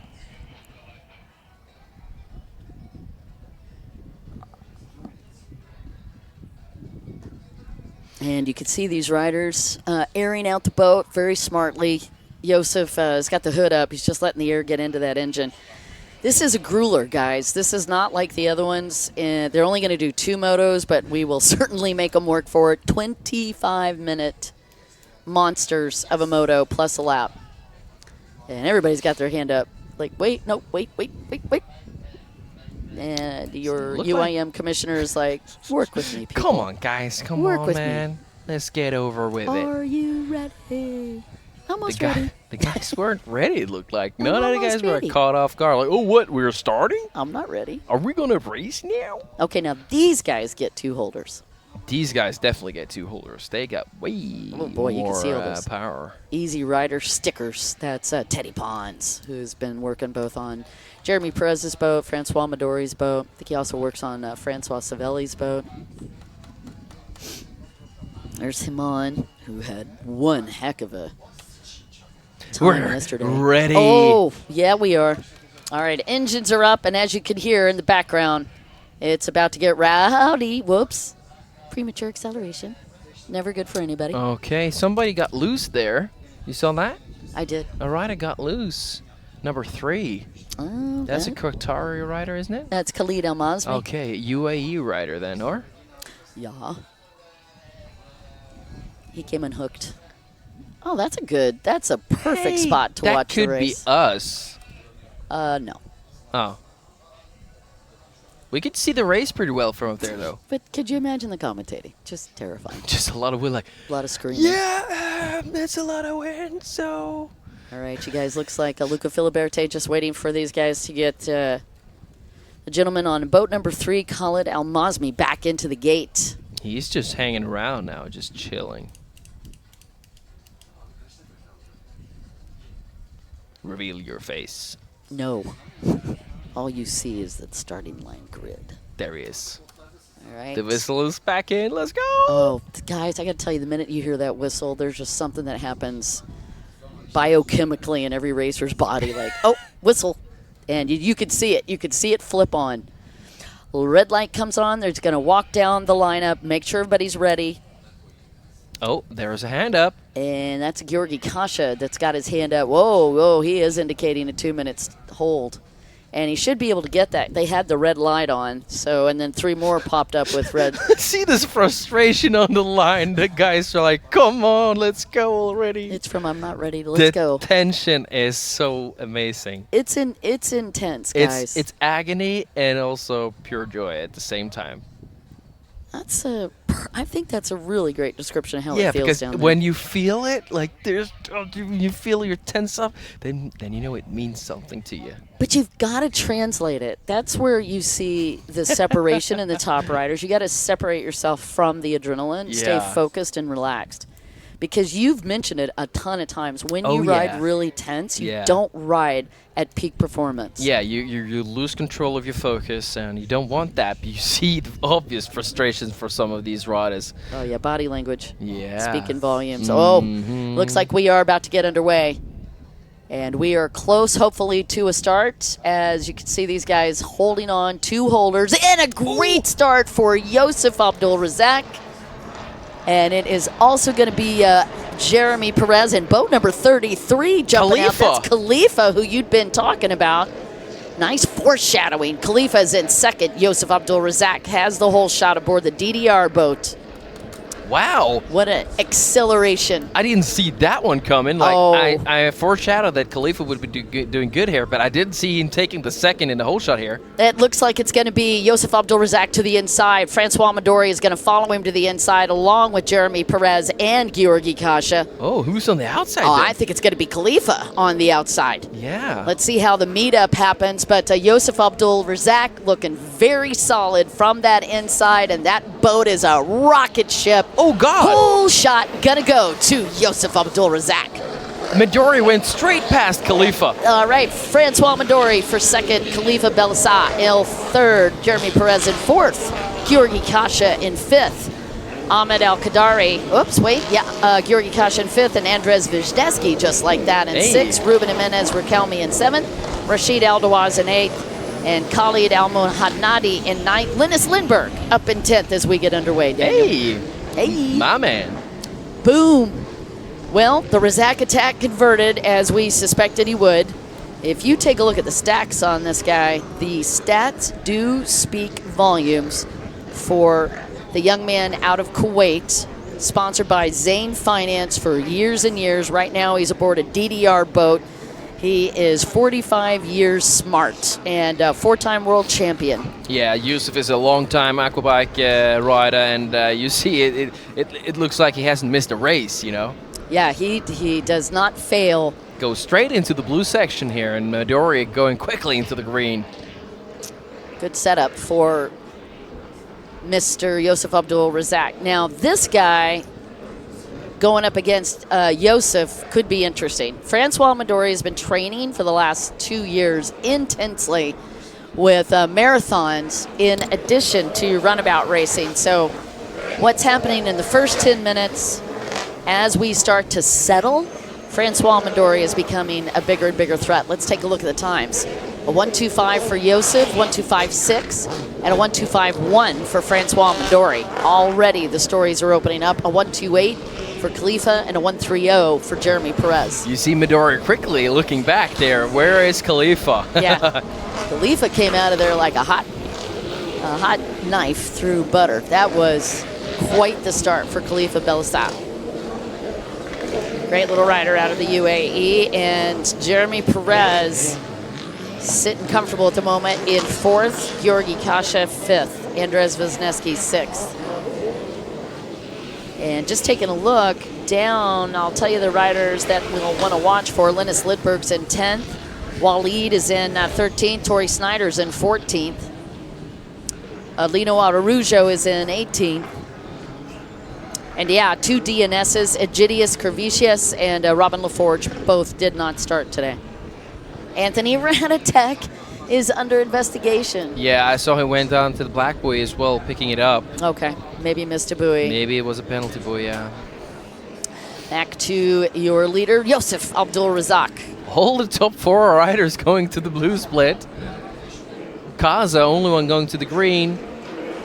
They are now picking split sections here. I would imagine. Filling the quota. Yeah, I would imagine that they're going to run that outside as much as they can. Gives them much open lines. They're able to hold that throttle on. I mean, Midori and Abdul Razak took the blue one or green one last lap, and they looked very nice. So I wouldn't write off the green split. You're not going to write it off, huh? Well, they've got to take the green twice. They've got to take the blue twice. So the strategy and how that plays out, it's interesting that Yosef Abdul Razak went in early on the green.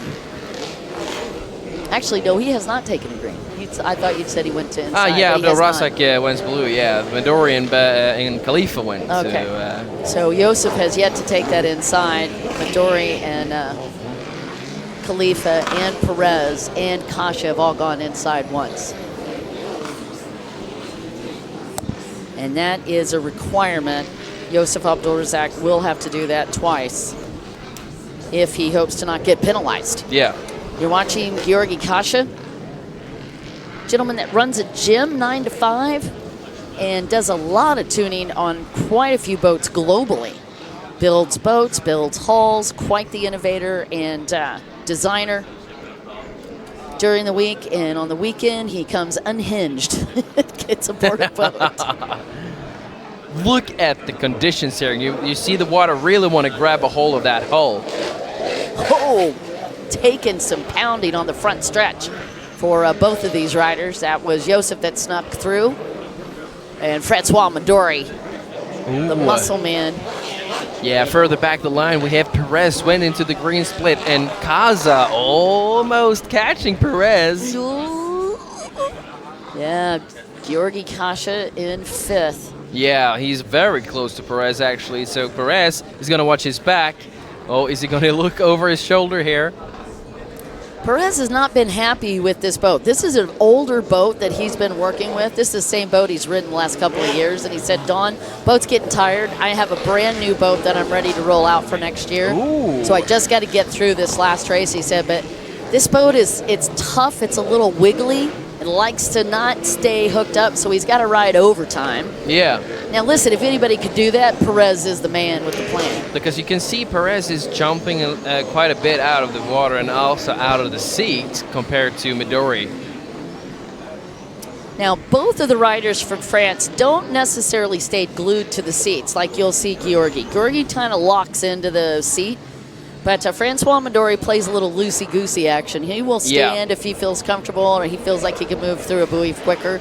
And the same for Perez. I reckon we don't gonna see a lot of standing in this race because there is so much chop here. Oh my goodness, Midori already working his way through lappers, and that was a wee bit close coming through. Yeah, that was Anthony Raditek. Got served notice. Like, wait, what? What are you guys doing? So Yeah. we're in lap traffic on lap number 4. Ooh, Khalifa getting some airtime there. Perez also catching airtime. Oh, Perez had to go wide on that one to Whoa. avoid the whitewater. And that moved Khalifa into third. Khalifa overtook and got around Perez. I was wondering about that. Beautiful run. Look at Perez. I thought Perez was going to run him down. Khalifa's like, no, No. not going to happen. But look, these three. Oh, Perez coming on the inside. Is he going to go on the outside? I think he is trying to run him down. Khalifa's like, denied. Get out of You here. do not get entrance to this side. Look how Jeremy is trying to catch Khalifa. I'm telling you, I thought he got around him, and then Khalifa got back around him. That was impressive riding for Jeremy Perez. He went next level. And he's only a second off of Khalifa's pace. And he's still trying to cut these lines, but he's got company from Gaza. So he's got to be watching his rear there. Take a look at the elbows and how far out their elbows are. And I would imagine that Khalifa Belisaw's like, I need my elbows to be like 4 feet Yeah. width. Shout out actually to Linus Lindberg coming from behind. He was in 10th. Now in 6th. Yikes. Nice. Big moves. Look at Andres Wisniewski 7th. Midori. Oh, Walid Al-Shasharni, who was at 13th, is up in 9th. Nice. Look at Midori, how steady he looks. The machine. He is just unbelievably fast on a boat. And here's what's cool about Midori. He's going to get even faster. Speaking of knocking on a door, Georgi Kasha came by Perez and almost came by Khalifa. What? Georgi Kasha, just like that, got around Perez and almost got Khalifa. We know why now, because Perez went to the black buoy. He definitely made a mistake maybe in the split section. This is where the mess up was. But nevertheless, we had Kaza almost passing Khalifa as well. Wow. That was newts. He's really pushing the throttle, but Jeremy isn't backing off the throttle either. Right onto Kaza now. Look at Khalifa looking back. What are you doing back there? He's really looking back like, where is he? Where is he? Georgi Kasha riding that very signature bright yellow it's a one piece, like almost a dry suit, if I remember that. And he loves to wear that thing. It gives him a lot of protection, but what it does also do is serve notice. These guys know exactly who's behind them. I mean, oh, look at Kaza. He's catching him. He's catching him. Kasha is on the throttle. Oh, he's passed. Oh, what a beautiful pass by Georgi Kasha. Wow. Making a move on Khalifa just like that on the backstretch. He just charged that backstraight, but Khalifa is not done. Khalifa going into the green side. All right, so Georgi Kasha goes to the outside. And wow. Just wow. See, you wouldn't want to be. Oh, no. I'm a liar. Khalifa went to the blue, but he's down, actually. It was Perez who went to the green. All right, so Georgi Kasha on the outside split. Khalifa having engine problems. Yeah. And Jeremy Perez working it up on the inside. That's going to move Perez back into 4th. The fight between Kaza and Perez is still active, but Khalifa had a brief stop there. It looks like he's back racing again. But he lost a lot of momentum. Your rider on the screen, Francois Midori, up in 2nd with the fastest lap time on the track, a 1:2.51. Gentleman closest to him, Yosef Abdul Razak, with the fastest lap time of 1:2.56. That's how quick the top 2 riders are. Georgi Kasha has 30 seconds to make up to try to catch But to be Francois honest, Midori. Abdul Razak is actually kind of pulling away ever so slightly from Midori. Oh, it's got a 3-second deficit now. Let's see if it opens up even more after this lap. After now that we saw that the Khalifa is actually backing off here, that allowed Linus Lindberg to catch yet another position, up in 5th now. Al-Shasharni from 13th up to 6th. You saw Perez on the screen there, lost his grip and spun out and really let his ski jump out of the water. Savelli has moved up 9th. Ruben Jimenez 8th. And Yosef Abdul-Razak, massive lap traffic. He's got to make some quick decisions because he does not have a whole lot of distance between him and Francois Midori, and he almost got pinched off of that turn. Holy buckets. Francois Midori had to stuff his way through, too. Yeah, he's just taking his space. Like, this is my spot, man. Get out of here. Oh, goodness. Look at the ride Francois Midori is putting together here. And look at that gap they once had, or what the gap Abdul-Razak once had to Midori is eaten up already. It was a 3 and change. Now it's 2 and change between Midori and Abdul-Razak. Daniel Georgi Kasha is also gained some time. He was 30 seconds back and change, now 29 seconds. Look how close, look how Abdul-Razak is still stuck behind traffic. Oh, it looks like Midori's going by him. And a heartbreak, meanwhile, on the screen with Khalifa Belissa going down, and Georgi Kasha trying to run down Francois Midori, and he is around on the outside. Look how close Midori is to get by. Will Midori answer? I think Midori's going to answer that attack. He's trying to run down Yosef Abdul-Razak. We talked about Francois Midori doing that. Georgi Kasha was trying to get in the mix. Wow, that was some crazy scenes there. Abdul-Razak was so much struggling with the lap traffic. Midori was taking advantage. Yep, Yosef, as we had mentioned, got stuck up into that. And it is going to be even trickier as they come through. They've got a lot of boats in front of them, and Francois Midori on the inside split, Yosef on the outside. Look at this mess, and he's going to go for a pass on Abdul-Razak. He is going to try to stick the pass, and as he comes through, I do believe he nailed it. He Francois did. Midori is in the lead. He Yosef definitely second. did, yeah. Go ahead, Ford. No, he definitely made a pass there, and you see that there was still traffic in front of Abdul-Razak. I got to say, I feel bad for him, holding so well until they met this massive chunk of lap traffic, and it's still not over. But it is over. Francois Midori went down. Oh no! Francois Midori did go down, and you can see the reaction, you guys, and I feel the same. What a heartbreak for the gentleman that was in the points lead coming into this, and he is underneath the hood trying to get it fixed. This is all about the points because he loses an entire moto. Perez is wide open into the podium here, or the win. OMG, this is a heartbreak. He had to do 70% of this. We were 14 minutes in. It's going to be very close to see if he had enough time on the clock. And now he has lapped his way up to, let's take a look down. He's lapped up to 10th. I don't know if that's going to be enough for Midori, and also he's got to have the point. So we'll find out where he's at. Meanwhile, Midori is dead in the water at the moment, and Yosef Abdul-Razak back in the lead. Yeah, but is huge. But we still also have Kaza in the mix here. Well, Kaza moved up into third, as we talked about. Jeremy Perez in fourth, Linus Lindberg up in fifth, and Walid Al-Shoshani in sixth. Oh, no. That is it for him. Francois Midori is under the tow hook. Now listen, if you get towed in, consider that an Uber. But if you get Ubered, you're not able to go back out on the track. No. So if you don't go in under your own power, you are not coming back out. So that is it for him. So now we got to wait and see, Daniel. Did he get the points? Did he have enough? I think it was on a limit there, but I don't think he got the points. We can see now Perez in the track, Kaza in front of him in the blue split. And where is Abdul-Razak? And I'm not sure if it looks like Rashid Aldawas is under investigation. Anthony Raditek, and now Tori Snyder also under a red investigation banner. You can see that up there. Now let's take a look at the top 7. All of the riders in top 5 have taken both the inside and outside, and you're looking at Francois Midori frantically. Look at the disappointment in his eyes. You know, that must be so terribly bad. He is was frantically trying to fix it, but it looks like it's catastrophic. They're not going to be able to fix it. Abdul-Razak on screen again, still fighting through all this lap traffic. Man. And Kaza and Perez are still struggling together as well with the same issues. Midori out, that actually moves Linus up to 4th.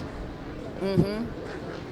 Well, right now you can see he's just moving his way down. We're showing Francois Midori in 4th at the moment, but that will continue to move backwards as he is unable to complete these laps. Walid Al-Shoshani gets around Linus Lindberg, and he's up in 4th. Yeah. Georgi Kasha What a rocket ship today. In second, Jeremy Perez third, Walid Al-Shasharni, the local product from Qatar, in fourth, Linus Lindberg in fifth, and Francois Midori keeps moving backward off the screen. That's going to move Pierre Savelli up into sixth, and Khalid Al-Muhannadi will also move up. Wisniewski as well. Kaza looking sharp here in the green, but wow, what an immense train of lap traffic right in front of him. Hope he gets through clean here. You're watching Georgi on the inside split on the green buoys. Again, the split section gives him an opportunity, and you've got to make sure that you're coming in on the right side of those merge buoys, and Georgi Kasha double-checked it to make sure that he was clean on this run. Georgi with a 1.46 on that one. Josef had a 1.50, so he's just reeled it in a little, but he can't slow down too much. Oh, no. Georgi's only 6 seconds off of his pace. Remember, he was 30 seconds back. Yeah.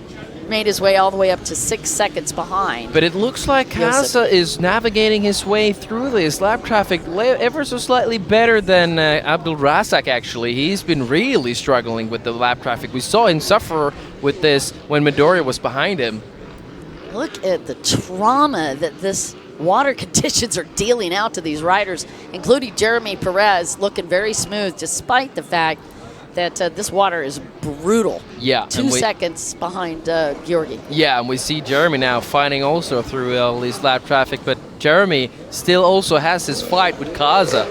I'm excited to see this next split section here, if they're going to go for each other's split here. Oh, Perez is gaining momentum on the back straight on Kaza here. I am just blown away by the ride on these top riders, to include the gentleman up in fourth. Walid started in 15th on that first lap, and he is up in fourth. Told you he was going to be one to watch. He has certainly played that out on the screen. But man, Georgi Kasha and Josef Abdul Razak just splendid. You're watching you're watching Andres Wisniewski on boat 25. Wisniewski is back in 9th. And he is in a whole heap of fast riders. Ruben Jimenez is right there as well. And we are watching as your top riders trying to get through lap traffic. Black buoy for Kaza. Perez is past him. Oh, Lord. Jeremy Perez just moved into the lead. Georgi Kasha had to pick up a black buoy. Daniel. What a mess. Look at this, Dawn. This is carnage. Yes, and Perez he's not in the clear. You know, that he's dropped twice. Josef Abdul Razak went from the lead in one lap back into third. Jeremy Perez got around and Georgi Kasha got around. Yeah, and we still have Kaza in the same frame as Perez here. Not on screen right now, but you know what's ironic? Perez lost his position to Kaza going to the black buoy, and now also it happened otherwise. You're watching the gentleman from Qatar that went from 15th to 4th. That was Walid Al-Shasharni. And there is boat number 7. That's Ruben Jimenez, who has also moved up. He's in 8th.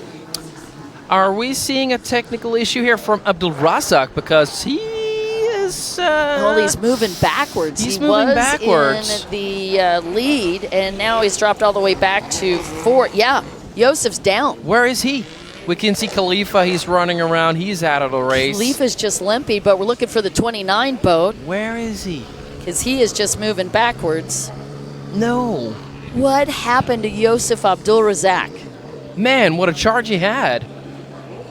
All right, you guys. Well, the scoreboard's playing it out for us. Jeremy Perez back in the lead. Georgi Kasha second. Walid Al-Shasharni has moved into third. Linus Lindberg in fourth. Pierre Savelli in fifth. And we're trying to find Josef. And you can see even the camera crews are befuddled, as he was right there in that last lap and then suddenly disappeared. I think he's off the track. All right, again, your new leader, Jeremy Perez, Georgi Kasha, Walid Al-Shasharni, and Linus Lindberg. That puts Al-Shasharni up in third and Linus in fourth again. What an upset. What a huge, huge upset. The gentleman that got the whole shot led most of the race. Josef Abdul Razak is now undeniably down in the points. Wow. Francois Midori, your points leader, is done. What an eventful moto. There was so much drama going on here, Don. And this was just the first moto. Mind you, they only have 2. You don't have room for mistakes like this. We've also got a rider in the tough zone. He's right through the front stretch area. He was down, and that looked like... That was an ugly position to get out of the merge here. It really was. Boat number 17, actually. It's just moved out of the way, fortunately. And that was Rashid Aldawas. Well, guys, I am as baffled as you are on that one. Jeremy Perez leading, Georgi Kasha second, Walid Al-Shasharni third, and where are we at on time? 22.5 minutes. We still got time for several more laps here, and anything can happen. But attrition has been the definition of Moto number 1 in Runabout GP1. That was nice, Don. Why, thank you. Attrition definition. Look at Perez coming through. He's got some nice distance to Kaza. Yep, and yellow flags are up, by the way, for Rashid Aldawas because he's still in the danger zone. So the riders getting a cautionary tail as they hit that front stretch. No dramas for them. They've just got to reel it back a little. Jeremy Perez, Georgi Kasha both just clicked through. Let's take a look at times. And they're trying to hook up Rashid as quickly as they can. I am blown away by Walid Al-Shashani's ride. Guys, that's got to be one of the biggest comebacks we've seen. Just undeniably, Quentin Bosch was amazing last week. This week is the story of the day. We have a bombshell right now. We've got Midori out. We have Abdul Razak out. And what more? We have Tori Snyder is disqualified. O to the M to the GGG. I haven't seen what caused this incident, but on screen right now, he is disqualified. Ooh, this is going to be interesting to see what happened there. Drama Llama. Drama Llama. That moves up Linus Lindberg, Pierre Savelli in 5th, Ruben Jimenez Riquelme in 6th, Andres Vendeshki in 7th, John Baptiste Balderossi in 8th, and Khalamid Jamal Al-Mohanadi in 9th, another Qatar rider. So Qatar riders in 3rd and 9th. Lino Araujo is in 10th. Martin Dulick just out of it in 11th. See how Perez launches out of the water here. The conditions are so rough right now. Oh, almost stuck. Yeah. Into that turn. Jeremy Perez, you definitely have all of the respect in the world for this ride. And Kaza's still going the green, trying to charge through. Kaja wants a piece of the action. Uh-huh. He's like, I'm in 2nd, but I could be 1st. He's only 11 seconds off of Perez's time. Now, mind you, guys, Georgi had to do that the hard way. Moved up mid-pack. He was 30 seconds off the leaders. Not gonna lie, the sound of Jeremy coming by didn't sound too promising. Oh, and you can hear Khalifa on the front stretch. He's still coming through under power, but just barely. He's out of it. Well, what he's trying to do is keep the points, and that's a smart call for him. Yeah, but I think he went out too early. I don't think he will be able to get points for that. Let's see now. Let's not. Don't be such a Debbie Downer. I don't know. I'm Want to just be kidding. so negative. All right. Once again, Jeremy Perez, after a knockdown drag out, leading when we are coming up on a white flag, 25 and some change. So this next lap, you're going to see Jeremy Perez grab this white flag, and Georgi Kasha still going to keep the pressure on him. These guys are going to close in on approximately like 28 minutes or more of total riding time. Whoa, in these conditions, dog. My back hurts just thinking about this. This is truly nuts. Poor guys.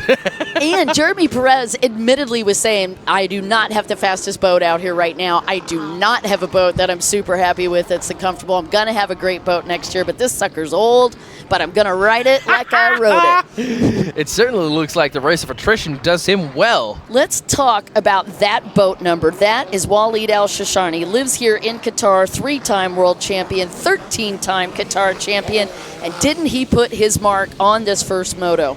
15th to 3rd, baby. And here's the white flag for Jeremy. White flag, but Kaza is closing in yet again. He is getting very close for comfort. We went from 13 seconds down to 3.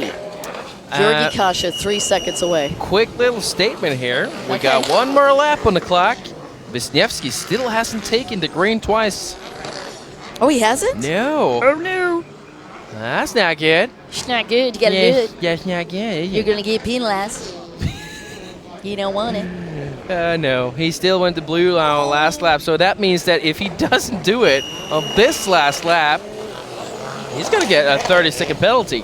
Man, I'm sorry about hearing all the groans externally, but just watching these guys grind out these last couple of buoys, you can see the body expression on Jeremy Perez. He's like, I am in a rodeo, and this is way longer than 8 seconds. Let's see if Perez is actually able to hold off Kaza. Look, Kaza is on a charge on the back straight. He's going on the outside. He's picking lines on Jeremy Perez coming out of the water. Able to hook it up, and as Daniel started the call, Georgi Kasha makes the pass off of the stretch. Wow! He just passed Jeremy Perez on the back straight here. Jeremy going into green, Kaza going into the blue. This will be the first time this year Georgi Kasha takes a moto win like this, and man, what a rush that would be for the gentleman out of Hungary. I'm not jinxing nothing, buddy. I'm calling it from the outside. Georgi Kasha, and it is going to be a meet-up with Jeremy Perez, and you can hear Daniel squealing in the background because Jeremy's answering the call. It's not over. It is not over. Jeremy Perez shuts the door once again and takes the win. That was crazy. What on earth did we just see, Don? Go ahead. You know, you do it. Kaza just had a spin out in the blue split, causing the little momentum Perez needed to get back in the lead. Look at the camaraderie between these two. They just acknowledged what a great race that was between them. Outstanding finish between Jeremy Perez and Georgi Kasha. Boom! I mean, this race was a carnage from start to finish. These guys have been fighting tooth and nail. I don't know how else to put it. These guys have been putting absolutely everything on the line, and they still was fighting over the last position on the last lap. All right, you guys, once again, here's your call for the top three. Jeremy Perez takes the win, Georgi Kasha second, Walid Al-Shasharni brings it in for third, Linus Lindberg fourth, Pierre Savali for fifth.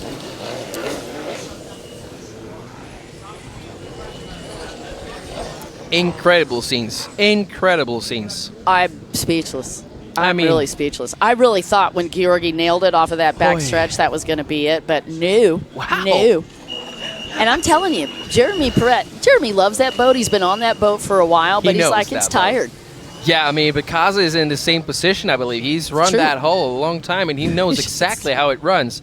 And you know that I was trying to call out the spin out from Kaza in the blue split.